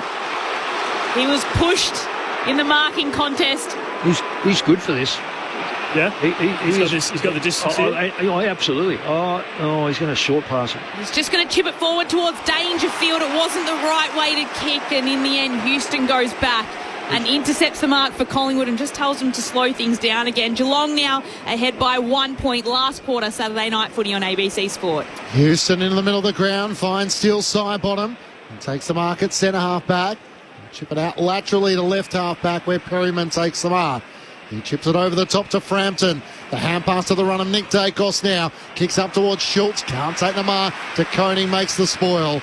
And it goes out of play for a throw in between wing and half forward for the Magpies. Lex Peschier on the boundary. Hello. Mick, just to echo what you were saying before, I think I just saw Craig McRae say to his side, you're giving up too much space. So he sent the runner back out and said, stop doing that. And no movement on the bench for Will Hoskin-Elliott yet, Lex? He's done a couple of run-throughs, but nothing out of the ordinary. Collingwood sub still yet to be used as O'Shea Mullen picks it up. Couldn't get a clear and kick away. Steele side bottom for Collingwood. Hand pass to Josh Dacos. Runs his full measure. Inside 50. Myercheck juggles the mark, not paid. In front, he's tackled immediately, and the umpire will pull it up. In the left forward pocket, O'Sullivan must have got a fingertip in there. Well, I tell you who did get a fingertip in there was Tagoe. He was the one that took his line. Tagoe stopped the mark. You're right. Tagoe bounced into him. He didn't even claim the mark. Inside 50 for the Pies. Tossed up. Side bottom might have been held on to. He was. Veteran. He knew how to make it work for him as well. Made sure the umpire saw. And Steele side bottom will get a set shot at goal. 35 metres out, about a 45-degree angle, perhaps slightly tougher. And Steele will have a shot to put Collingwood back in front. Tell you what, it's been nearly 11 minutes gone, and that's their first inside 50. Geelong would be spewing if side bottom kicks a goal here. There's nothing in that either. There's not much in it. No. And nearly 11 minutes gone, first inside 50, and side bottom's lining up for their first shot. Steele with the free.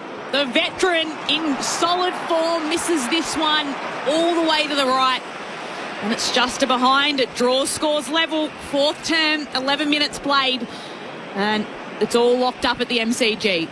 Lawson Humphreys brings Geelong back into play. Kicks up towards Blitzhouse and O'Sullivan. Blitzhouse went the spoil in the end against Darcy Cameron. And it goes out of play. Lex Peschier on the boundary. They have now made their sub. So Will Hoskin-Elliott is in and Mason Cox is off. Oh, I wonder why. So bring in a runner and take out a ruck. So Darcy Cameron will do the rest of the match in the ruck up against Mark Blitzavs, who has had to carry the load with Reece Stanley subbed out at quarter time with a hamstring injury. Blitzavs wins down the tap. Nick Dacos trying to win the footy. Knocks it out to side bottom. Hand pass over his shoulder. Bailey Smith races after it. Left the footy behind. Bowes tackled by Schultz. Gets a hand pass out to Atkins. He tries to duck a tackle. Immense pressure holding the ball. Collingwood win it at right half forward. And Steele side bottom will take it. Here's Steele side bottom with the footy. Gets the applause from the Collingwood fans. More than 80,000 in the G tonight, and chips it across to Pendlebury. And Pendlebury marks still at right half forward. He's got players jostling for position. De Goey's leading from the goal square. That's the position that he'll send it to the hot spot to try and get a mark. It's punched through to the right forward pocket. Here's Will Hoskin-Elliott, the sub, who's happy to carry it over the boundary line and cause a throw-in inside the forward 50 for the Pies. Scores level at the MCG, 12 minutes played in the final term. Saturday night footy on ABC Sport. And that's very mature. I mean, he could have had a ping there, could have turned it over, but as a sub, you definitely want to make an impact straight away. That was very mature. Just take it over. It's not the best, I suppose, shot right now. The crowd are close to 80,000 as it comes down to the wire. Membry tries to get a hand pass away. Josh Dacos is knocked down. Bailey Smith's clearing kick is chopped off. And Perryman takes the mark at right half forward for Collingwood. He looks up inside the attacking 50. Myercheck has some space. He kicks out in front of him. Beautiful and he kick. takes the mark. Somehow Koning got lost. Membry let out all on his own and marks in the right forward pocket. Yeah, beautiful kick and reliability with Myercheck. He's going to, if he doesn't mark it, the ball's going to be contested at some stage. And the Cats went to sleep, looking for the long kick in. Brodie Myercheck, the 5-time leading goal kicker for the Magpies, to put Collingwood back in front, comes in and he sprays it across the face. This is to the left. Collingwood are in front, but by a behind. 10-12-72 to Geelong, 10-11-71. Wilson Humphries chips it across to Guthrie, chips it back to Humphries. He fumbles the footy in defensive 50, just recovers in time to kick out long to a pack forming on the wing. Dangerfield goes up and marks.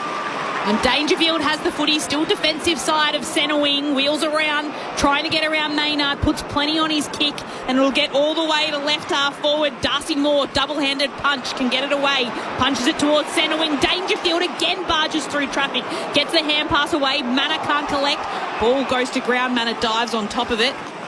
Cameron's there as well doing the tackling. And in the end, the umpire will come in to throw the ball up. No one ready to let go of the footy, but it's Darcy Cameron, the bottom of the pack for the Pies. It's Collingwood ahead by 1 point.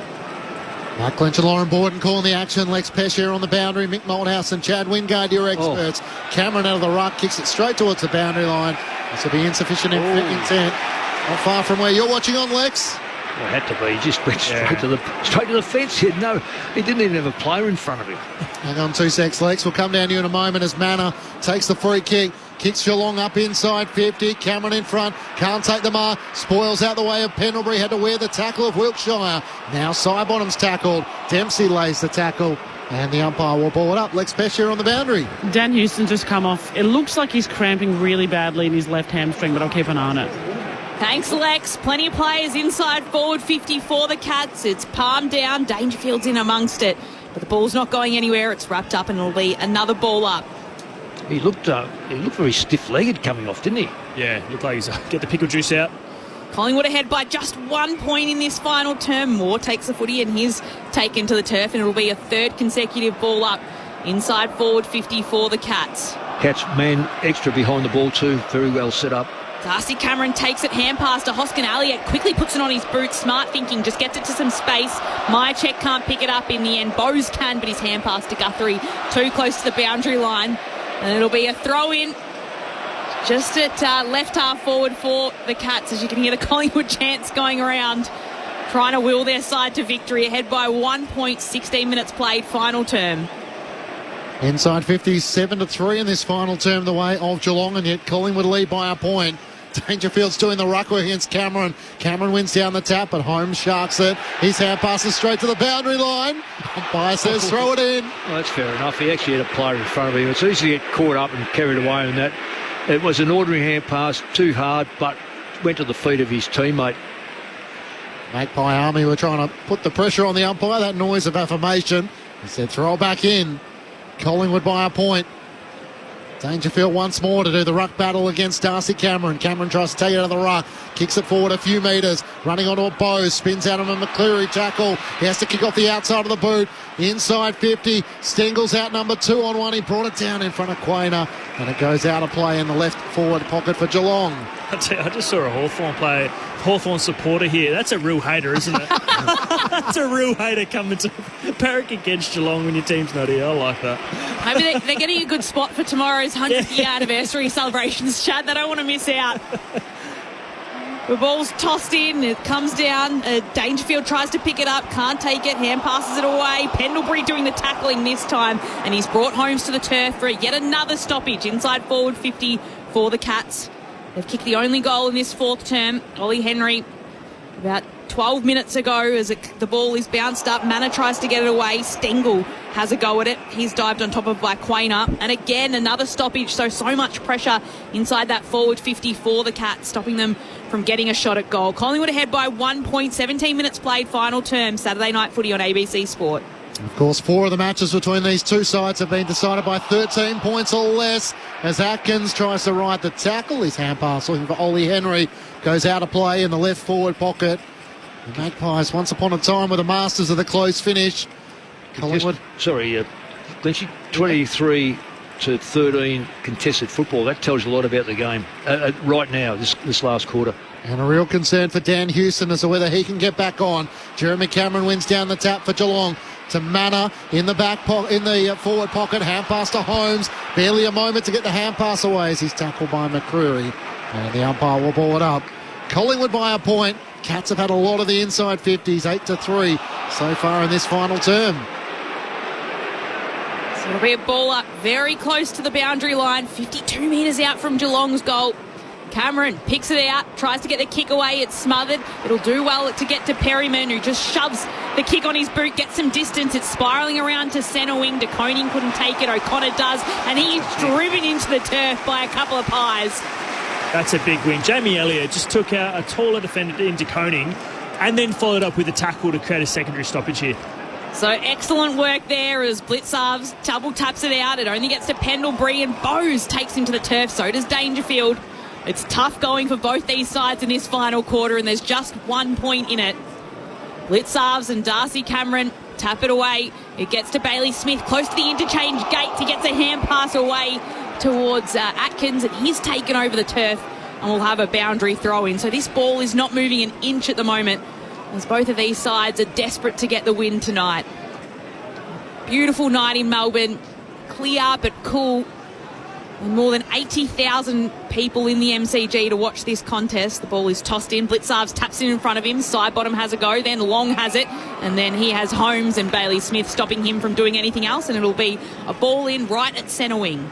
Thrown up, Blitzarves takes it out of the ruck, kicks up towards half forward. Shannon Neal and Frampton in from the side. Darcy Moore couldn't take the mark, first back onto it, knocks it out to Frampton. Now pass to Josh Dacos, to Hoskinelli at the sub at half back, kicks up the wing. Mychek caught behind against O'Sullivan, worked his way to the front. Off hands, it's gathered by Blitzarves into the middle of the ground for Duncan. Couldn't complete the mark as Pendlebury came late. Holmes' hand pass to Zach Guthrie, drives Geelong inside 50. It's over the head of Cameron, spills to the back. Dempsey takes the mark. There was a lot of hanging on and tussling there. Jack Crisp was trying to make contact on Dempsey, who claims the mark, top of the goal square. Yeah, good call, Matt. There was a heck of a lot of stuff going on down there. It cleared all the defenders who were just locked in on those forwards. Yeah. And it just pays to run in behind all those. You just never know what spits out to you. Dempsey just read it best in the end. He comes in and puts through his second, and Geelong take back the lead at the 21-minute mark of the final term. The Cats 11-11-77 to Collingwood 10-12-72, and it's their rising star Ollie Dempsey who puts through his second to give Geelong the lead in front of a crowd of 82,514. Mick Malthouse and Chad Wingard with you on ABC Sport. Well, it's Chad, we'll just do this together. It's just changed the way that Geelong were getting the goals. Now it's just bludgeoning the ball forward. Clearly both sides are very tired. Collingwood aren't getting as much football as they did the first three quarters. It's now 58-33. And Geelong are making them pay because they've got class. It's just a matter of getting that ball inside the front 50. The danger, of course, is that we know Collingwood have got a lot of class as well. So this could still go either way. It's the third lead change this quarter that puts Geelong back in front by 5. They've got the clearance again here through Holmes, who takes a bounce, and he takes 2 as he's running down the AFL logo, then curls the ball inside the forward 50 into Dangerfield. Sliding in, takes the mark, and he'll have a set shot at goals. A little bit of pushing and shoving as well with Maynard, but it is Dangerfield who will kick from 45 metres out, slight angle to the left. That's a fantastic mark because that was a boomerang kick. He has no left foot, clearly, Holmes, and that ball was dropping very, very quickly, and he's got Maynard right up his backside. It was a fabulous mark by Dangerfield. Dangerfield, the 8-time All-Australian, the captain of this side, is built for these big moments. He lets loose on the kick, and he nails it. Dangerfield puts the Cats further ahead after they trail by 20 points in the third quarter. The Cats have moved out now to an 11-point lead in this Saturday night clash that's had a few twists and turns in the last quarter. It's Geelong ahead by 11. We've ticked over extra time in this final quarter. The Cats 12-11-83, Collingwood 10-12-72. Saturday night footy on ABC Sport. And Geelong are just winning their territory battle. They obviously come with it's the right mindset. And I spoke earlier in the week, I said, there's one guy that you don't poke the bear, and that's Patrick Dangerfield. He's came in with the right intent. It looked like he just was aggressive with whatever, I suppose, opponent we spoke about before, got off the ground within half a second and then attacked it again. Yeah. I mean, you can just see he wants it. He wants this really bad, and he's one guy that you just don't get in the face of. You don't poke the bear because he gets better whenever you push him. Yeah, 11-3 inside 50s. That is a remarkable figure at this end of the game. The Pies are being challenged here. Cameron wins down the tap. Got it away to Nick Dacos. Hand pass to Pendlebury inside 50. In the end, Ned Long had to spoil it down. Running onto a Bose. His kick can't clear it. To go his hand pass back to Long. Turn to time. Hand pass away. Schultz fires on goal. He misses to the left-hand side. It's a 10-point lead. Geelong's way. 24 minutes gone. Final term on ABC Sport. The game is on a knife's edge. As Max Holmes goes down to take the kick in for Geelong. He holds onto the footy. He's got Clark short, but wants to go longer than that and get the ball out of defensive 50. Clears it from the danger zone to a packed Dangerfield. Nearly juggles it. He's going to try and do it all by himself in this last quarter. Hand passes it across to Close, who hand passes it to Dempsey. Flicks it back to Close. Hand passes to a running Smith. Can kick all the way to the goal square. Looking for Neil. It's just tapped through. You never back a ball that's going to be in the goal square. It's going to land in the goal square. You've got to go for it. Neil should have gone for that mark. Frampton with the tap, and Geelong's lead back out to 11. Maynard straight down the middle, spots Darcy Moore, he takes the mark. Now he has Lipinski on the members wing, the kick hangs in the air, Clark makes the spoil, Lipinski races after it, the reinforcements arrive, Zach Guthrie just toe pokes it towards the boundary line, and the umpire says throw it in. Yeah, Lipinski looks like he was either slow or tight. He's come to the bench now because he didn't go after that as hard as I thought he could. I thought that was an uncontested ball run down the wing. Because his guy fell over and his guy somehow got up and still almost beat into the ball. So he's obviously come to the bench, must have been pretty fatigued to not get on the ball that quick. Well, he's actually gone down to lay down and just wonder if there's anything wrong with him. In Perth, Melbourne lead the West Coast Eagles by 40. Cameron over the back to Bobby Hill, couldn't get a clean disposal away. Smith combines with Manor, gets the hand pass out to Tom Atkins, who chips it over the top to Clark. Geelong at left half back, leading by 11 points, 12-12-84 to the Pies, 10-13-73, 26 minutes gone, final term. Jai Clark puts plenty on the kick. Frampton front position, two hands to it, just pulls it down. Bose grabs it, kicks it, putting it into some space. He needs Stengel to run after this one, tries to keep it in, does enough to mean it'll be a throw-in and not insufficient intent. And it will be a ball in 51 metres out from Geelong's goal. We spoke about who's lifted. Dangerfield, we just spoke about 10 disposals. Brilliant. He's been absolutely brilliant.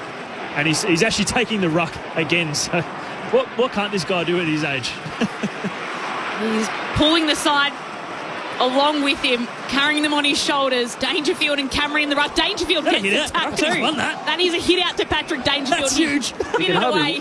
When you have a look at him, he can hardly move too. So he's probably playing the right position now forward. So mind you, he's still got to chase out. I don't mind that as long as you can claim it. I've got a hit out this week. So he tapped it, did go out of bounds, and it will be a throw in. But he got that hit out. Cat's one man behind the ball too. They're really stifling Collingwood. Cameron front position in this one though for the Pies. Tucks it to Pendlebury. Dangerfield gets the footy though. Can hand pass it away to Bose. It's another goal for the Cats. And they have turned things around in this last quarter. Dangerfield with a goal and then the assist to Bose. And Geelong's lead is back out to 17 points. They trail by 20 in the third term. They've kicked 4 goals in this final quarter to now lead the Pies, who are on a 6-game winning streak, by 17 points. 27 minutes have been played in this final term. Your ABC Sport experts, Chad Wingard and Mick Malthouse. And we just spoke about Dangerfield, but he's had 5 score involvements just this quarter. Yeah. Talk about how important he's been, how much he's stepped up, and he's such a clutch player. I mean, they're up at the moment, but again, just get him in anywhere. Get him involved, get him around the ball. We spoke about it earlier. We need to get him up the ground. He's been quiet, but what a finish he's had. And again, there's still about 5 minutes left in this game, so there's plenty to go. Well, he's got around the ball because the ball's lived in the Geelong half forward. Right. So he didn't have to move too far. The way the Cats have turned this around in the middle, here it is again, another break. And right on cue, O'Shea Mullins gets the clearance alongside Nick Dacos tonight. Kicks inside 50. Dangerfield has risen. Hand pass away to Dempsey. Over his shoulder, trying to get it back to Stengel. Dangerfield was taken high. No, a Collingwood free kick. And they take the advantage. Perryman on half back. Hand pass to Sidebottom. He runs the boundary line, trying to corral Bailey Smith. Hand pass forward to Maynard. He takes a bounce as he runs to Shane Warne's stand side. Centering ball looking for DeGoey. Getting back. Blitzapps can't get a hand onto it. He's got options in the middle of the ground. Centres it inside 50. And the mark is taken by Schultz out to the right. 45 metres out from home. They need 3 goals to win the Pies, so it's a goal virtually every minute and a bit. Yeah. Yep. So time is now becoming one of their enemies as well. It is. And the Cats have got their tail up and they're turned everything around as far as the clearances go. Inside 50s, the whole box and dice. Lachie Schultz out to the right, looking to keep the game on a knife's edge. He comes in, fires on goal at the left goal post. It just doesn't have the journey, or does it? The Collingwood players are celebrating. It's going to go upstairs. I don't think there's a Geelong defender who feels like they've got a hand on this. I reckon they're almost saying it's touched the post, have it? Yeah. Review underway. In from the side was Blitzavs, who failed to get a hand onto it. I don't know. Is it, what do they say? It's going to be conclusive, or what's the wording that they've got to say? Because they've called it touch. Yeah, it's so called it has touch. to be overwhelming evidence that he didn't touch it. Yep. Which I don't know if there is. Looks like his hand kind of... I'm not sure if you can overturn it. So Blitzavs came in from the side with Membry, and it looks like Mark Blitzavs has failed to make contact with it potentially. It's missed the post, and Bobby Hill is over the goal line as it ricochets into him. So if there is conclusive evidence here, the umpire's decision will be overturned for a goal. Pretty hard. It will be a point. Yeah. Pretty hard to even... He's got to prove conclusively that he hasn't touched it. That's what I'm struggling with. Yeah. So the Geelong players are setting up for a kick-in. Not that matters. Cats leading by 17 points. So Collingwood have really set it up defensively. This is a big call as the time starts to tick down. Review complete. Looking at these angles, there is insufficient evidence to determine if the ball is touched before crossing the goal line. So the umpire's call will stand as a behind, and it's a 16-point ball game the way of the Cats. Over half an hour gone in this final term on ABC Sport. So the review goes against the Pies, and it stays as umpire's call. You can hear the Collingwood fans in the background, their side with a lot to do. 16 points to make up. 3.5 minutes left in this contest. The kick comes out. De Koning doesn't mark. It falls down to Dangerfield anyway. Hand pass to Manor. Hand pass to Blitzarves. He goes backwards to O'Connor. Kicks down the wing. Darcy Moore takes the mark. Ahead of Ollie Henry. Holds onto the footy. Centre wing. Make sure everyone on the field can see he had that above his head. He's got to go now. He can't waste any time. He gets the hurry on from the umpire. A long kick right to the top of the 50 for the Pies.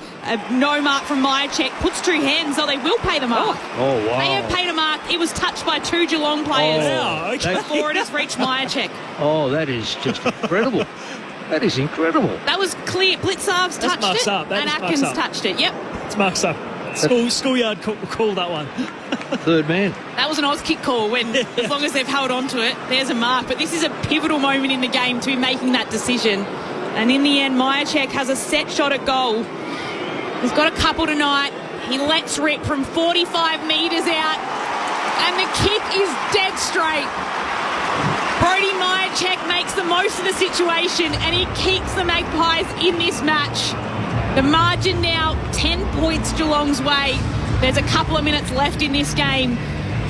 And it's Geelong ahead, 13-12-90. Collingwood 11-14-80. 32 minutes now gone in this fourth term. Chad Wingard, Mick Malthouse. I mean, my cheek, it's a lucky mark, but good finish. But if you're my cheek, he's had a lot of shots today. He's had 6. I reckon he's maybe had 7. He's kicked 3 goal 3.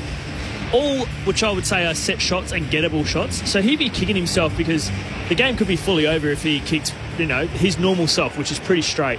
So most shots have been around 35-40 out. I mean, that was dead straight. So, I mean, they've got a bit of work to do. They need to get this clearance here to get a go forward and give themselves a chance to put a score on very quickly here. Yeah, 2.5 minutes left.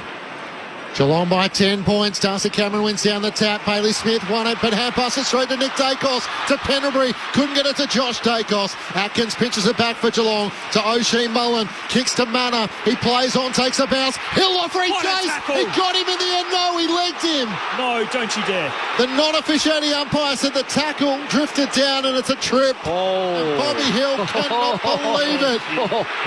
Neither can the Collingwood coach Craig McRae on the bench. A blistering chase. It was a great chase.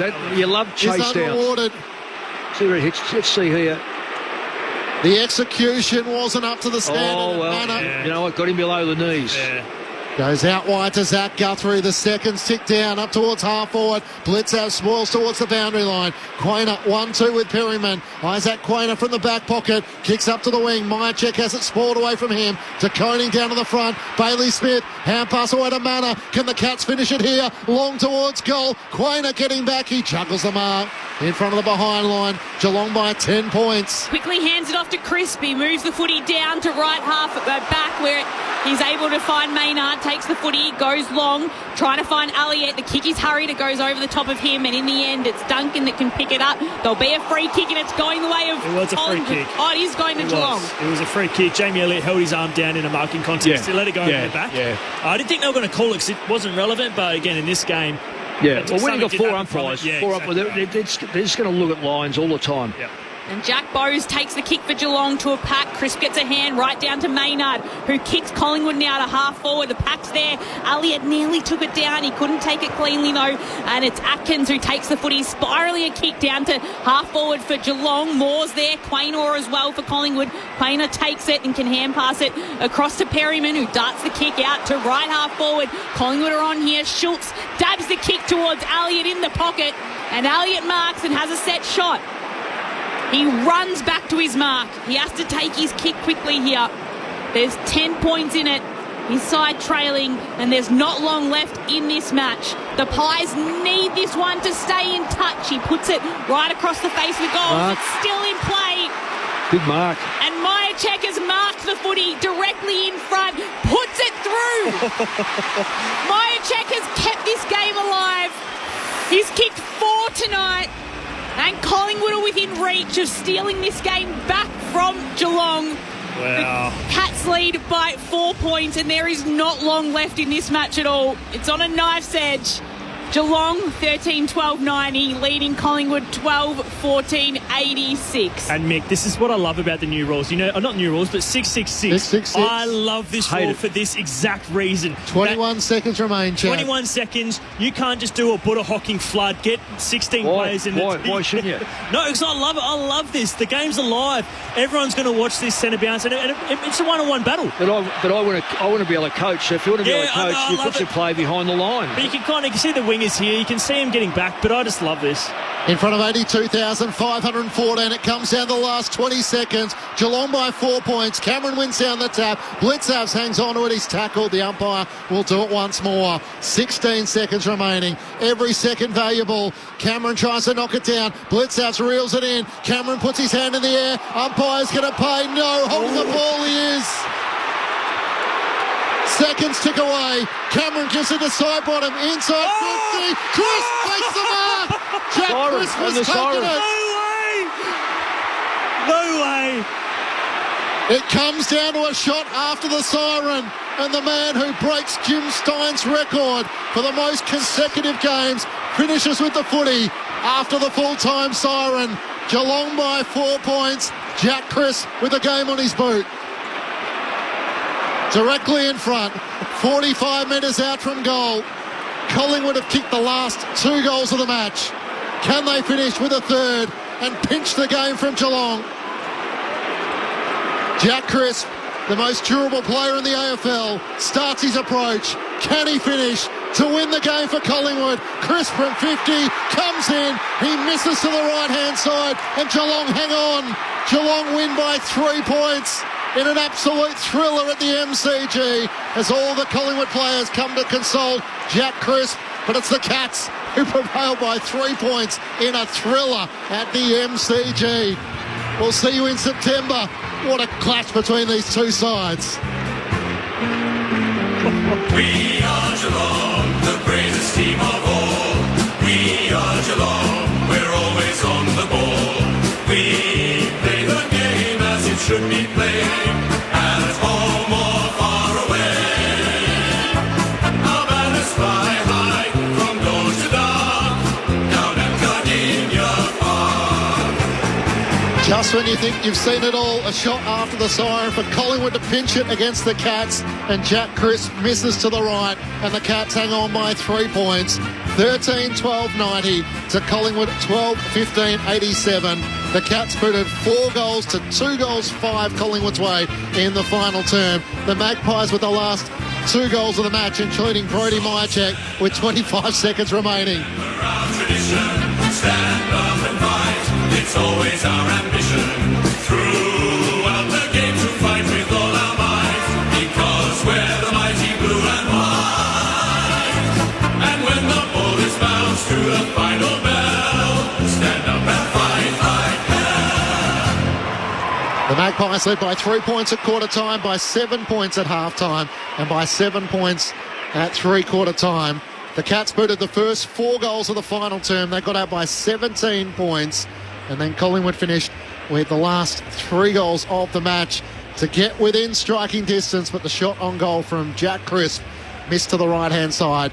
And the Cats end Collingwood's 6-game winning streak. They record their 5th win of the season. They move to 5-3 and a step closer towards the AFL's top 4. For the winners, there was a dominant display by Patrick Dangerfield in the final term. Sean Manor booted 2 goals to Dempsey and 2 goals to Henry. Individuals to Dangerfield, Neal, Cameron, Wiltshire, Blitzavs and Smith alongside Jack Bowes as well. While for Collingwood, 4 goals to Brodie Myercheck. Individuals to Elliott, Houston, Pendlebury, Darcy Cameron, Hill, Membry, Nick Dacos and Mason Cox. There's so much to try and work our way through, including Bobby Hill's chase down tackle, which was denied as a trip.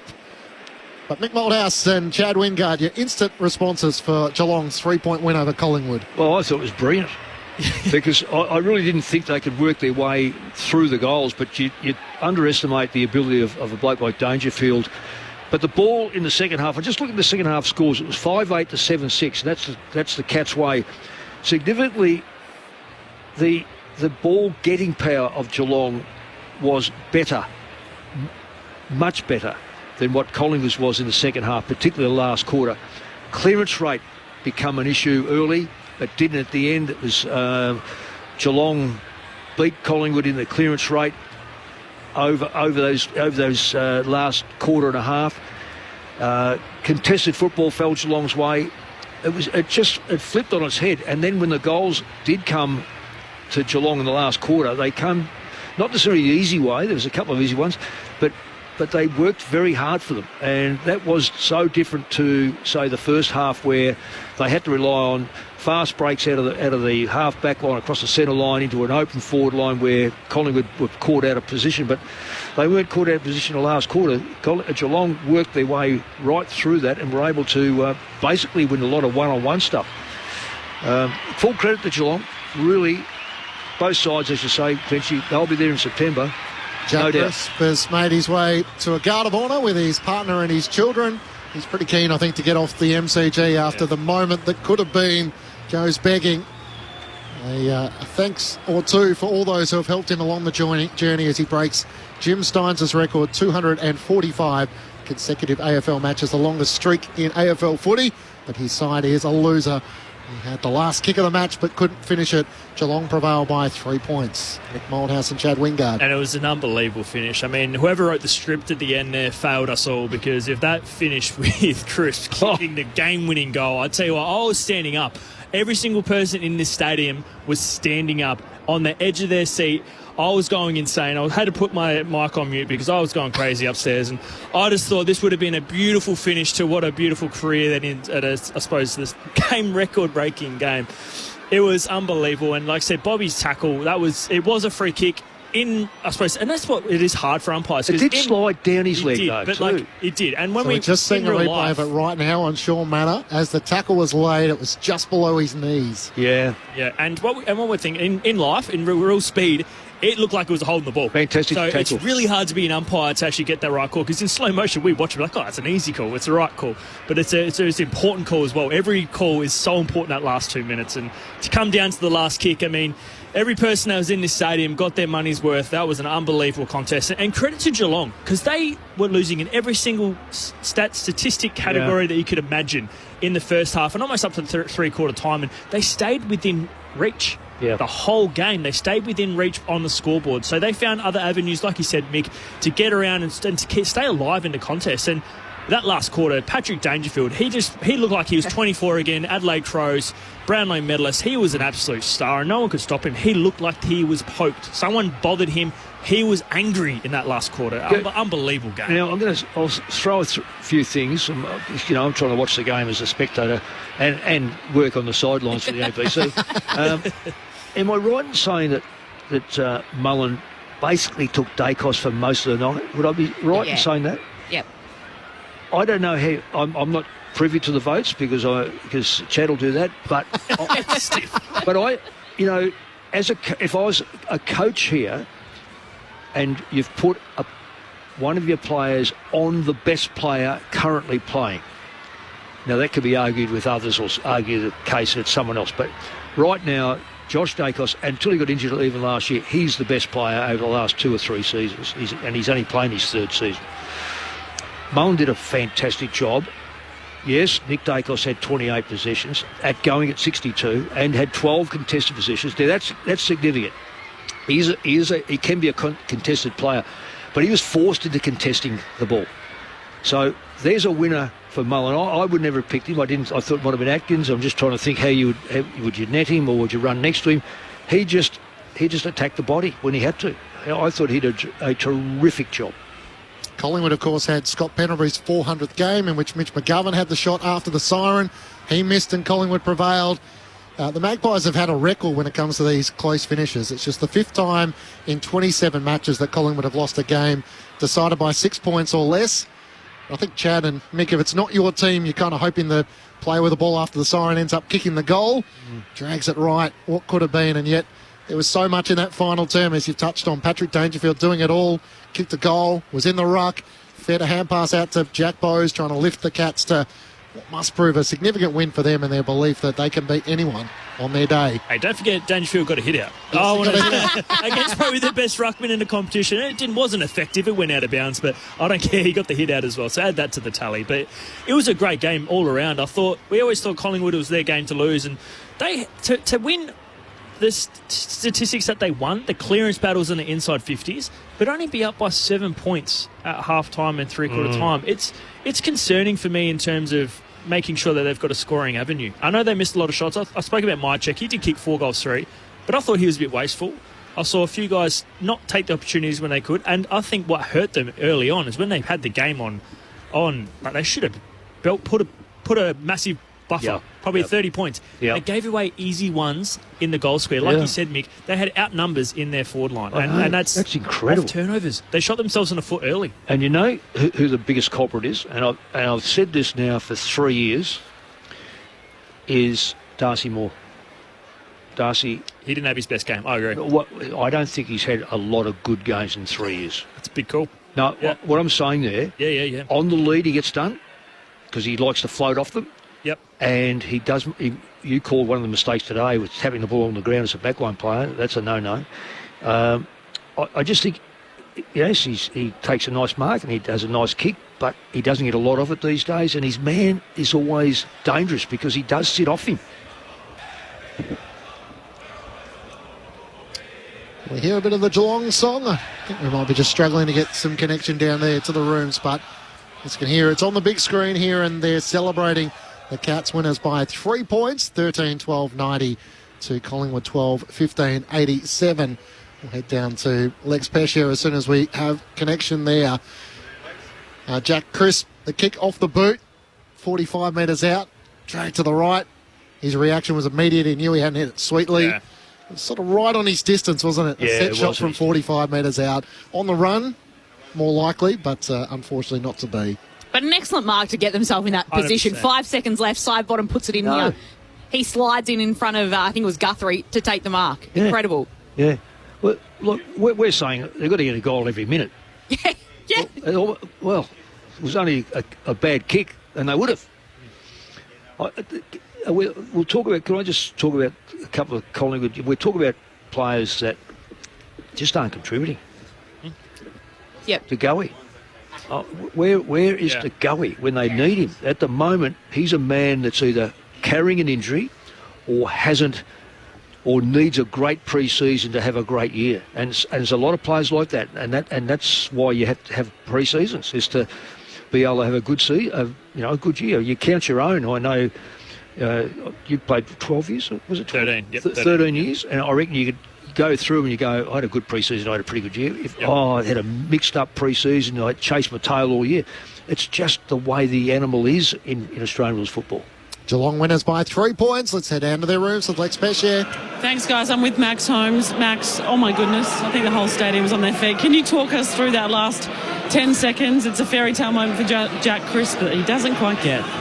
Yeah, oh God, I just thought, Jesus, footy gods act in weird ways, and I thought there's no way this is missing, so it was a bloody relief that it missed. I mean, we kind of didn't know what to do if we were allowed to celebrate after that, but it was amazing. I've only been in one game where it's been after the siren we lost, so that was an unbelievable game. To beat the Pies at the G, I think they've won 6 in a row now. Is there something a little bit sweeter about it? Yeah, absolutely. I mean, we probably haven't played as well as we wanted to the last couple of weeks, and we played pretty average in patches tonight, but we knew what we had ahead of us, and we knew they were a great team, and it's a special win. I mean, they've got a great fan base, so it's always nice being them. Where did it come from? Because we know their defence can be so strong. You guys were probably more accurate in front of goal, but what was probably the message at half-time that really brought the pressure up? Basically that, let's get the pressure up. I mean, early wasn't necessarily there, and it wasn't necessarily there, and we were able to keep it pretty close at half-time, so we knew once that we got it there, then we'd be solid. And I mean, at three-quarter time, we just said, I think there was a stat during the week that we're number one fourth quarter team at the moment, so we're just like, bloody hell, they're only up by 9 points, we're number one fourth quarter team, let's roll them. Mick Malthouse and Chad Wingard, Max Holmes is all yours. Hey Max, it's Chad Wingard here, mate. Congrats on the win. I thought you guys really hung in there. Like you just said, it was impressive last half. I mean, for you guys to give up a lot of key statistics and still hang in there was very impressive. But there's one guy I want to talk about particularly. I mean, he's similar to Scotty Penderby. He's ageing like fine wine. But Patrick Dangerfield, just his last quarter, can you talk a little bit about how much he lifted the boys in that last quarter? Oh, he's unbelievable. And I say it every week, but I just adore playing with him. He's a star. He only wants the best for the team, and it's just amazing to see him going so well in the forward line. I mean, I think he was probably the only person that saw it going as well as it is right now, the way it was carrying on pre-season. But yeah, it's been amazing, and I absolutely love playing with him. Awesome, man. And we obviously had Reece Stanley go down early, and I suppose you start seeing the clearances go against you. And I really thought someone that's not spoken about much as obviously the key players in Geelong, I suppose if you talk about their name-wise, but Mana had 8 clearances and led the team and the game in clearances especially. I thought he was massive in that last half. Can you talk about just some of the, I suppose, those 2 goals that he kicked, but I thought he's really finding himself each game, and each game he's getting bigger and better. Yeah, absolutely. I mean, I remember when Shawnee came to the club, he spoke about his VFL days and the role he used to play, and he struggled early at Geelong just with the way that his role has changed, and he's been blessed in the way that we've been able to get him to a way that he can play a bit like he was at Werribee, and that's just what he knows, and that's what he's been doing for years, and he's been an absolute star for us. And yeah, like Danger, I love playing with him because he's been unbelievable so far. Max, congratulations on a great win. when was it apparent to you that? I rate him as the best player in the competition at the moment is Nick Dacos, that Mullen was going to go on to him. Would he have been told that early in the week, or did he find out a bit later at team meetings? I think it was a bit later, to be honest. We weren't sure what we were going to do. I guess it's pretty good with our team. We've got a lot of guys that can move into multiple positions. So it was easy enough for me to go into the back line for Osh today, so he could tag Nick Dacos. And I mean, Osh week in, week out, he's generally a lockdown player. He's playing on a small forward, so I mean the role doesn't change too much. And I mean, I'm fairly sure that's pretty much how he played in Ireland back home in Gaelic. So it wasn't too unusual for him. And I thought he did unbelievable. I can't believe Nick touched it as many times as he did. Yeah, well, he was under pressure. That's what we spoke about up here, that yes, he got 28. He had to get a lot of contested football because he just wasn't given the space. So that sort of role, generally falls to Atkins or something like that. Is this now going to be a permanent? It's a blueprint now here for other sides who choose to always discuss the fact, and we're talking about the pre-match that, no, we'll leave it to the team. No, it'll fall our way. No, we'll make an adjustment. No, this is clearly. I've seen 2 games now over the weekend that have been done by the coach to the point where the team has just respected exactly what needed to be done. One was St Kilda, and I thought you guys, it could have been easy because we were looking at the way you got your goals. You had to work the way through the centre from your run and probably catch Collingwood out, but to a man you seem to stick to the game structure all day, even though you lost your ruckman. You closed down the ability for Collingwood to get away from the stoppages, which then closed off their scoring opportunities, which got you back in the game. So, what I'm saying is, where does it come from? Yeah, that's a long question. Well, where does it come from? I'll just go off that. I mean, Scotty is a mastermind, and I think generally we have a way of doing it week in, week out, but it could slightly adjust each week. And I mean, we just trust the coaches, and we trust each other so much. And it doesn't really matter to each and every individual who gets the cookies in the end. It doesn't matter who kicks the goals. Like, we're pretty happy just getting the win. So I'm happy touching it 10 times if we win the game like that. So it's kind of just everyone knows their role they have to play, and everyone knows the role in their position. I'll just throw one more at you. Yeah, are you a better side than last year? What do you think? Yeah, it's hard to know. I mean, I thought we were pretty unbelievable towards the back end of last year. So I don't think I'll be able to tell until later on in the year. I think this stage last year we're ahead of that, and that's partially because of Baz, who's been pretty unbelievable in there. But as well as that, we got some young guys that are coming through as well. Sure. So. Yeah, I'd say we're probably better, but I don't want to jinx it. Max Holmes, Geelong Mid, with us on ABC Sport. It's Lauren Borden here. Max, probably just a follow-on from that question. You've had some good wins against some rivals, Collingwood and Hawthorn, probably a little bit of a blip against Carlton. You mentioned some periods tonight as well. So after a third of the season, where do you kind of feel like the side's sitting? Yeah, I mean, I'm pretty happy with how it's going. I don't know what the coach will say, but we got a tough...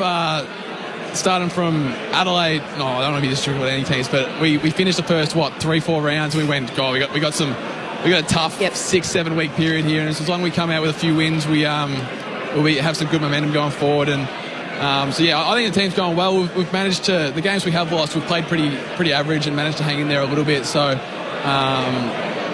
yeah, I'm pretty stoked how we're going at the moment. I think the boys are too.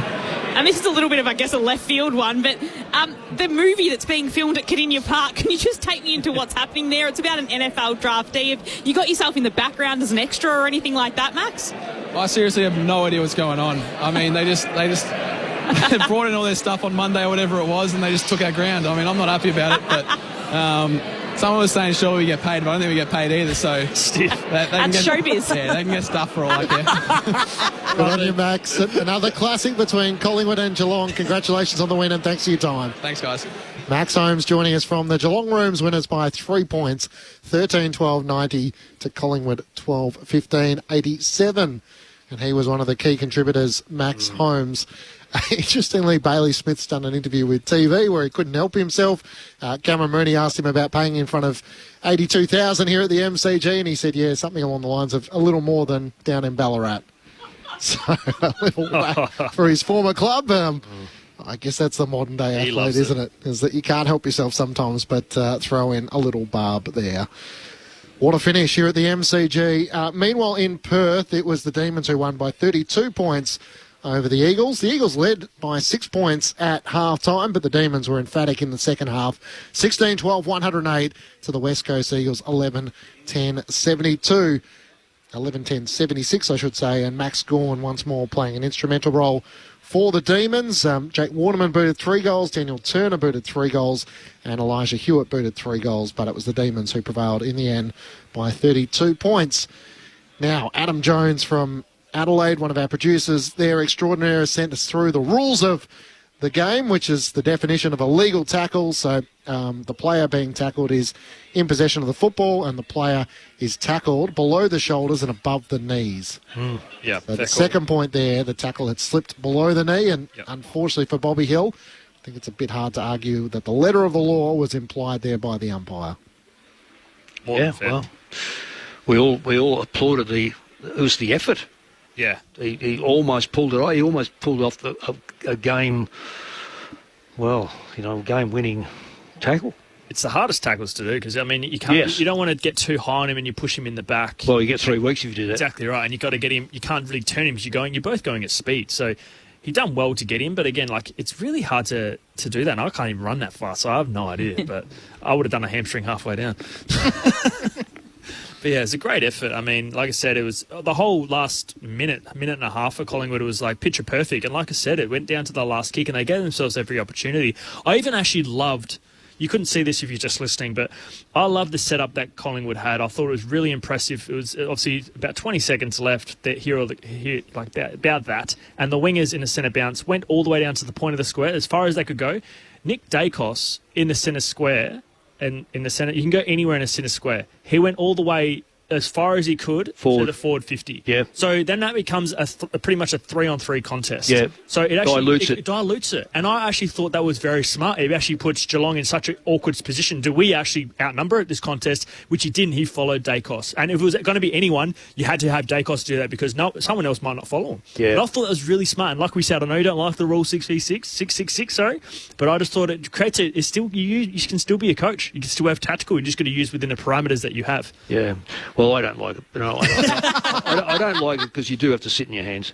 And there are ways of doing it. Yeah, clearly you put your wingers as far back or forward as you can, and you get your half forwards just to absolutely run as flat as you can to get inside the square. But I don't know whether they'll change that, and it's whether they do or whether they don't. The tactic there would be, for me, would say, I've got to sit 10 metres in front of him. Because if it's going to be whacked out, you're going to get there first. Yeah. You can always get 10 metres back.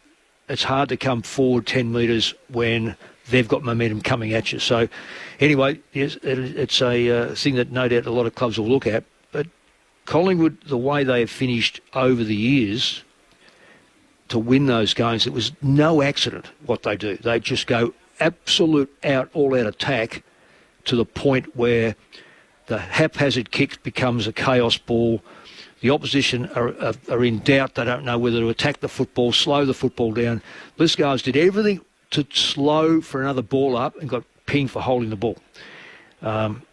Whether it was or whether it wasn't, that's the way the umpire deemed it. And that opened it up because the attack on the ball by Collingwood was, we just got to get it forward and who knows what's going to happen. I know you said it a few times throughout the night, Mick, but we had obviously the Thursday night match between the Bombers and North Melbourne. And 2 points. Essendon prevailed. We had the game on Friday night, which was a bit of a snorefest between St Kilda and Fremantle. But this did feel like it was a level above between two sides who were willing to, at times, go all-out attack in the risk of conceding a goal. But even Collingwood, as you've touched on, in the last 2 minutes with a mindset of just trying to win through any means possible. And Mark Blitzavs would have thought he did just about everything right on 2 occasions, kept the ball locked in, and Collingwood somehow squeezed a kick forward. So, I mean, it reinforces the question about the belief around Geelong as to what might be possible this season to end Collingwood's 6-game streak and just how good Chris Scott is in these sort of scenarios in finding a way to instill belief in his playing group that they can take down a side like Collingwood and then execute the plan. Well, I've just looked at the replay game with Dangerfield taking that mark. That was the one that was a screw kick in by one of the Geelong players that didn't have a left foot, but Dacos on the end of it. Not Dacos, Dangerfield on the end of it. There were so many heroic acts. I still think that chase down was heroic. Regardless, it was a free kick. Slowed him down. Why not slow him down? But the intent was there, and there wouldn't have been a Collingwood player out there going, wow, if I thought for one moment I'm just going to take it easy, I've just seen one of the great rundowns. And so even as a free kick, you get inspired by it. I always encourage my players, one of the things I used to say as they run in the race, can you make someone else better? Yeah. And Hill made his team believe, even that little bit there. But the flip side of that was, Dangerfield said, I'm leading the way, follow me. And that's, there was heroics all over the place. Mychek, like he really got crunched in that first contest. I think it was in the second quarter. And then down this other end, he got another one, got up and kept on going. I thought the ruck work against Cameron, who's clearly the best ruckman, was outstanding by two make-believe ruckmen. And you just have to put up with that. But remarkably, the clearances flipped. And when you lose your ruckman and you've got a dominant ruckman against you, and that's flipped, that means you're doing I think you said it, Chad, you've got to start to work out what combination we want in there and how we're going to stop them. Well, they not only stopped Collingwood, they actually started to get the ball out and put the backline pressure onto the Pies. It was an incredible game in just that point as to how the stats flicked in the second half. Geelong started to get more involved in the clearances, and in the end, 4-2 in the final term. The Cats prevailed by 3 points. The other contentious moment late in the match was the shot from Lockie Schultz, who had the shot late in the game. We were trying to work out whether it was touched by Mark Blitzavs. It went up for a goal review. The umpire's decision was behind. It had to be conclusive evidence to overturn it. Mark Blitzavs spoke with Fox Footy about whether he touched it or not. Honestly, yeah, I touched it, and then I'm looking at the replay, and I'm like, that looks like I haven't touched it. So we were lucky that I think the umpire called it touched going into review, so it's inconclusive, so it goes our way. But again, that could have been called a goal and inconclusive. You promise? So. You promise, Mark? He looks an honest man. Promise, yeah. But it's amazing. I was like, yeah, that's touched that up, and then you look at the replay, and it's amazing how much it doesn't really look like it. So. Yeah. It's the challenge of the modern game, trying to make these sort of split-second decisions, relying on, the television footage available through the host broadcaster and making decisions that impact results, but yet there was still a fair bit to be played in the game at that stage. That was the 30-minute mark of the match, and we went, 37 minutes in the end. Wow. Such was the goals in the flurry of the last few minutes. 37 minutes it went. 37 minutes in that last term. He seems like a pretty trustworthy guy, Mark Blitzavs. What do you think, there was Chad? a dozen other blokes I'd be questioning, but not him. I wouldn't question him. I remember in the NBA, they're saying there should be a rule that on my mama, if on my mum, I swear on my mum's life, if I touch that, if you only get one of them a game. So if he uses that, what a game! No, but I reckon it looked touch, but you can't. It's not like we said. It's not conclusive. So it just shows how important it is to call from the umpire on the ground, because I mean, like he just said, if that was called a goal, it wouldn't have been swung. No. So it's an important call, and like I said, this game had so many of them in there, and I'm just glad that I'm doing this job and I'm not an umpire, because I feel sorry for them. That's some of the hardest gigs. I've never felt sorry for an umpire. Yeah, I do though. It's freaking it's hard. I'm not sort of surprised by that, Mick. They get paid for it. They've got to get it right. We're going to get it right. Yeah. So, Chad Wingard alongside Mick Moldhouse, Matt Lynch and Lauren Borden. We'll head down to Lex Pesh here in a moment. She's made her way to the Collingwood change rooms after the Cats prevailed by 3 points, 13-12-90 to Collingwood 12-15-87. A Jack Crisp shot after the siren, which missed to the right, and the Cats prevailed by 3 points. While in the West, it was the Demons who came from behind in the second half to defeat the West Coast Eagles by 32 points. Max Gawn led the way for the Demons, 16-12-108 to the Eagles 11-10-76. Lex Pesh here in the Collingwood rooms. What's the scenes like down there? Well, I'd love to say that it's really sad, but it's actually not as bad as I thought it was going to be. I think it's a true testament to how big this club is and how much support they have, and also the families that are involved. So it's all about, getting around Crisp at the moment. His family's here, and they've obviously got a lot of people around them. So no doubt it'll be a bit of a sour loss, but at the moment, it's not too bad. All right, thank you, Lex. Of course, Collingwood back it up against Fremantle on Thursday night in Perth. They have Adelaide and North Melbourne in the weeks to come, while for Geelong they're down at Kardinia Park on Sunday as they take on the Giants. I'm not sure, Chad, if you ever had a shot for goal to try and win the game after the siren. Mick, I'm not sure in your coaching tenure. Surely there would have been a couple of close ones late in games. I can tell you some ones that had to change the rules. We had one up in Footscray playing the Bears, and the Bears players climbed the goalpost.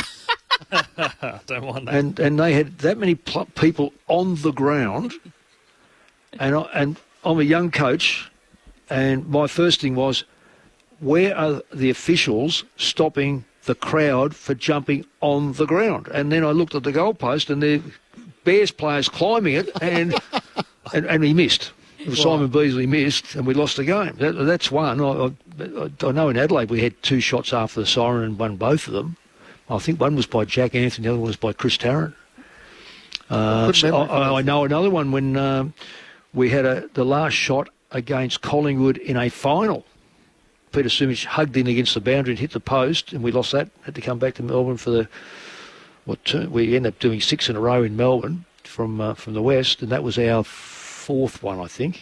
So you've led me beautifully. Can you remember what you said to Peter Sumich? I mean, there's nothing you can say really as a coach. No, he hugged in left foot.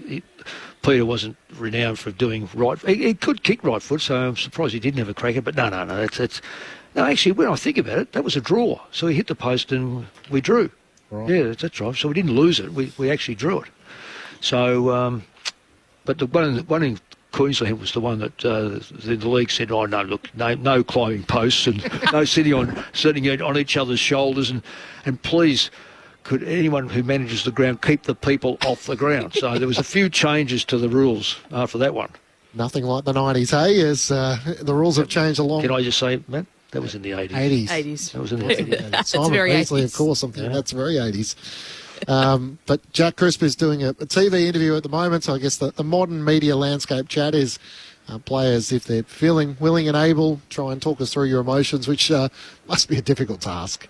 I mean, it probably helps that they're still top of the ladder. So, yes. I mean, they're not going to be too sour. It would be pretty tough if you were down the bottom, if you're like North Melbourne trying to get someone, a player to talk after the game, or a West Coast Eagles after a loss. But, I mean, it is a huge milestone for him. So you don't want to take away a loss to take away the fact that he played that many games consecutively and broke a record that might not ever be broken again. So it's important that I think that we, I suppose, pay respect to him for the amount of diligence he's done on his body, the performance element that he's be able to stay fit and perform for that many years and that many games consecutively. It's a huge knock on him, and I think that's a great effort. So I'm glad that he spoke up to media, because this one loss does not take away from the milestone that he just achieved. It's unbelievable what he's done. Right, well said. Game 245 consecutively, the longest streak in AFL, VFL footy, surpassing Jim Stein's with 244. And I've got one for you to talk about changing rules. You said the shot after the goal. I was in a game where Port Adelaide, we versed West Coast for the elimination final in 2017. Oh, this is the Luke Shuey one. So this is a Luke Shuey, wrapped his arm up to get the high tackle, and he kicked for a goal after the siren and kicked us out of finals. So that rule was implemented after that. So there you go. That's a little fun fact, which I'm not too fond of. I remember calling that game with Clint Whelan, and we all looked at each other and thought, what happens here with the extra time? How long do we have? Yeah, it was a strange game. We were all madly looking at the rule books, and then Luke Shuey kicked the winner, yeah. Shocking. The votes in the ABC Football of the Year. You've got the job tonight, Chad Wingard. Yes, I do. Give me 2 seconds. Okay. So, one vote I'm going to go for Darcy Cameron. I know he was in the losing side, but he did have 23 disposals, 1 goal, 38 hitouts and 7 clearances. He was the dominant ruckman on the field. I know that Reece Stanley went down, but he really fought hard, and like I said, if it went the other way, he probably would have been the best on ground. So 2 votes went to Daley Smith. I thought he was super impressive. You talk about his impact. He's had 34 disposals, which was the leading ball winner on the field. He kicked 1 goal, and I thought he'd really lifted, and he had a kind of on and off game, I would have thought, but when it mattered the most, I thought he stepped up, and he had some really crucial moments. But I can't go past the match winner of the game, and that was Patrick Dangerfield. He had 29 disposals, 1 goal. But what he did in that last quarter was super impressive, and not just he had 5 score involvements all in the last quarter. He had 8 through the game. he was super impressive. And like I said, he really turned it on. And I spoke earlier in the week about him. I said, there's one guy that you do not poke, no matter what time it is in his career. If you poke the bear, he's going to bite back. And everyone's talking at the moment is 100 humans versus one gorilla. It's almost like if we had 100 Dangerfields tonight, I think he would have taken down that gorilla. He was unbelievable. Absolutely. Winding back the clock, the 35-year-old gets the 3 votes from Chad Wingard in the ABC Footballer of the Year. 3 to Patrick Dangerfield, 2 to Bailey Smith and 1 to Darcy Cameron in the ABC Footballer of the Year. I think we gave him 3 a week or 2 ago. Against Hawthorn? No. No? No, I don't think it did that game. Whatever game it was, I'm pretty comfortable to say that Dangerfield got 3 votes. So he's been in fair nick, hasn't he? Yeah, he's averaging career highs in goals scored, so he's kicking over 2 goals a game, and he's playing obviously more up forward, but massive impact for him. Yeah, he's having a big impact. That last quarter, he's actually coming further up the ground too, which put himself in the play. And 1 hit out.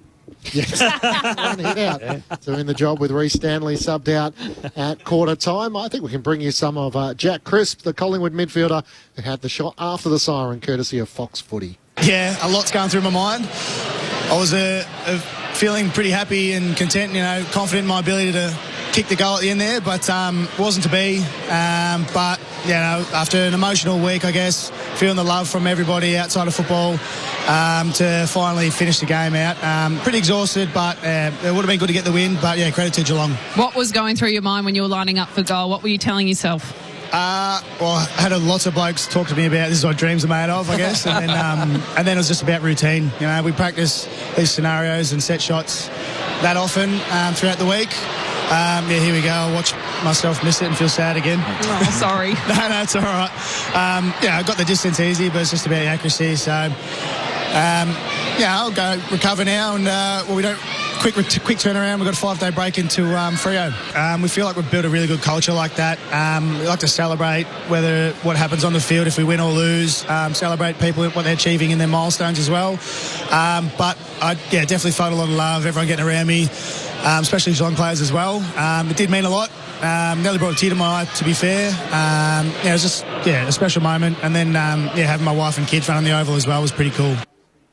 Jack Crisp, after his shot for Collingwood after the siren, missed to the right, and the Cats prevailed by 3 points. Full credit for him for speaking to the TV broadcaster after the game. And I think that's very mature of him, honestly. And I think that's maturity of the club to allow him to have his moment and to also throw the love behind him and say, this game takes a lot and gives a lot. There's a roller coaster that you roll with it, but that milestone might not ever be broken again. And you need to make sure that you take the moment, take the time, celebrate it, because it's not very often do we celebrate individuals unless it's a Norm Smith or if it's a Brownlow, but to celebrate a player who's done an unbelievable achievement.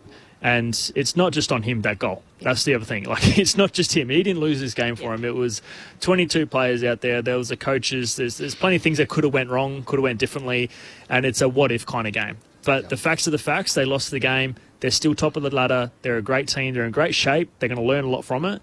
But what is fact is that he just broke a record that's been standing for a long time by Jim Steins, and it's a credit to him. He's he's definitely going to play next week, so he's going to keep breaking the record every week. So it's an impressive milestone, and I'm really happy for him. And like I said, the script writers definitely got it wrong tonight. I'm telling you, whoever wrote the script for the AFL season wrote it wrong tonight. No, that's certainly the case. Melbourne also 32-point winners over the West Coast Eagles. The Eagles remain the only winless side so far of 2025. Quick thoughts on tomorrow's matches. Sydney take on GWS in the crosstown battle. The Swans 2 wins and 5 losses. The Giants trying to get back on the winners list. They're both horrible. They really. I'm very big on GWS. Early on in the season, I just thought that they had the capabilities of going a long way because their side, they've finally got over their injuries and so forth, and now they look okay. Toby Green's one of my favourite players. Looks slow. He's missing goals. They're a little bit undisciplined. Their midfield has slowed right up. Briggs is not playing good football, and Sydney are horrible. So it'll be a draw. Chad, Hawthorn celebrate their centenary against the Tigers at the MCG. The Hawks are 5-2. They did what they needed to do, cruising to a win last week, but continue on what will be a big afternoon. Yeah, it'll be a huge afternoon. They're going to have the past legends of the club, obviously the 13 Premiership Cups there, and it's going to be a great day for Hawthorn and I think AFL in general. So looking forward to celebrating that. I'll be there watching the game and calling it as well. So, yeah, I think it's going to be a great game, and I think Hawthorn should comfortably win that one, I'd assume. We'll be on air from 2:30 tomorrow to bring you that game between Hawthorn and Richmond, and the curtain comes down with the Q Clash on Sunday night. Brisbane and the Gold Coast Suns. The Lions are 6 wins and 1 loss. The Suns are 5 wins and 1 loss. So what a great way to finish the round. I reckon by Monday, with the ladder the way it is, I think Gold Coast will be on top. Yeah, I actually picked Brisbane, but now looking at it, I'm like, I reckon Gold Coast could win. But again, it's the thing that worries me for Gold Coast is just they get a lot of inside 50s, but sometimes they're not as efficient as the other teams. And I think Brisbane are just a little bit more classier in terms of kitting up forward because they don't have that big target.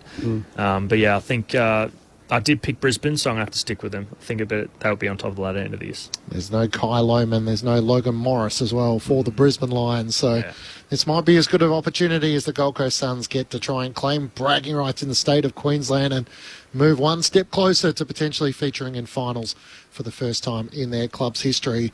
Thanks very much, Mick, for coming along tonight. Pleasure. Good game. Chad as well.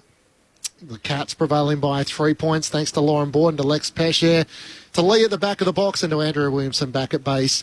The Cats 13-12-90 over Collingwood 12-15-87 in front of 82,514 fans.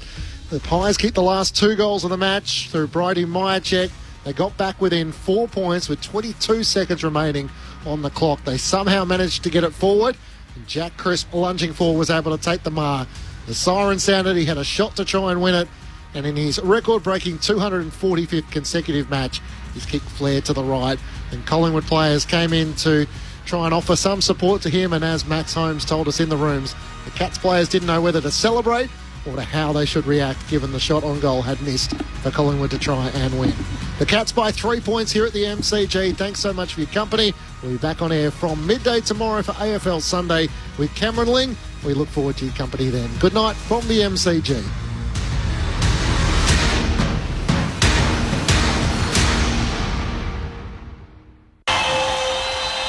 The Raw told the story. Did you know you can now listen to the footy on your smart speaker? Play ABC AFL. ABC Sport, your home for footy.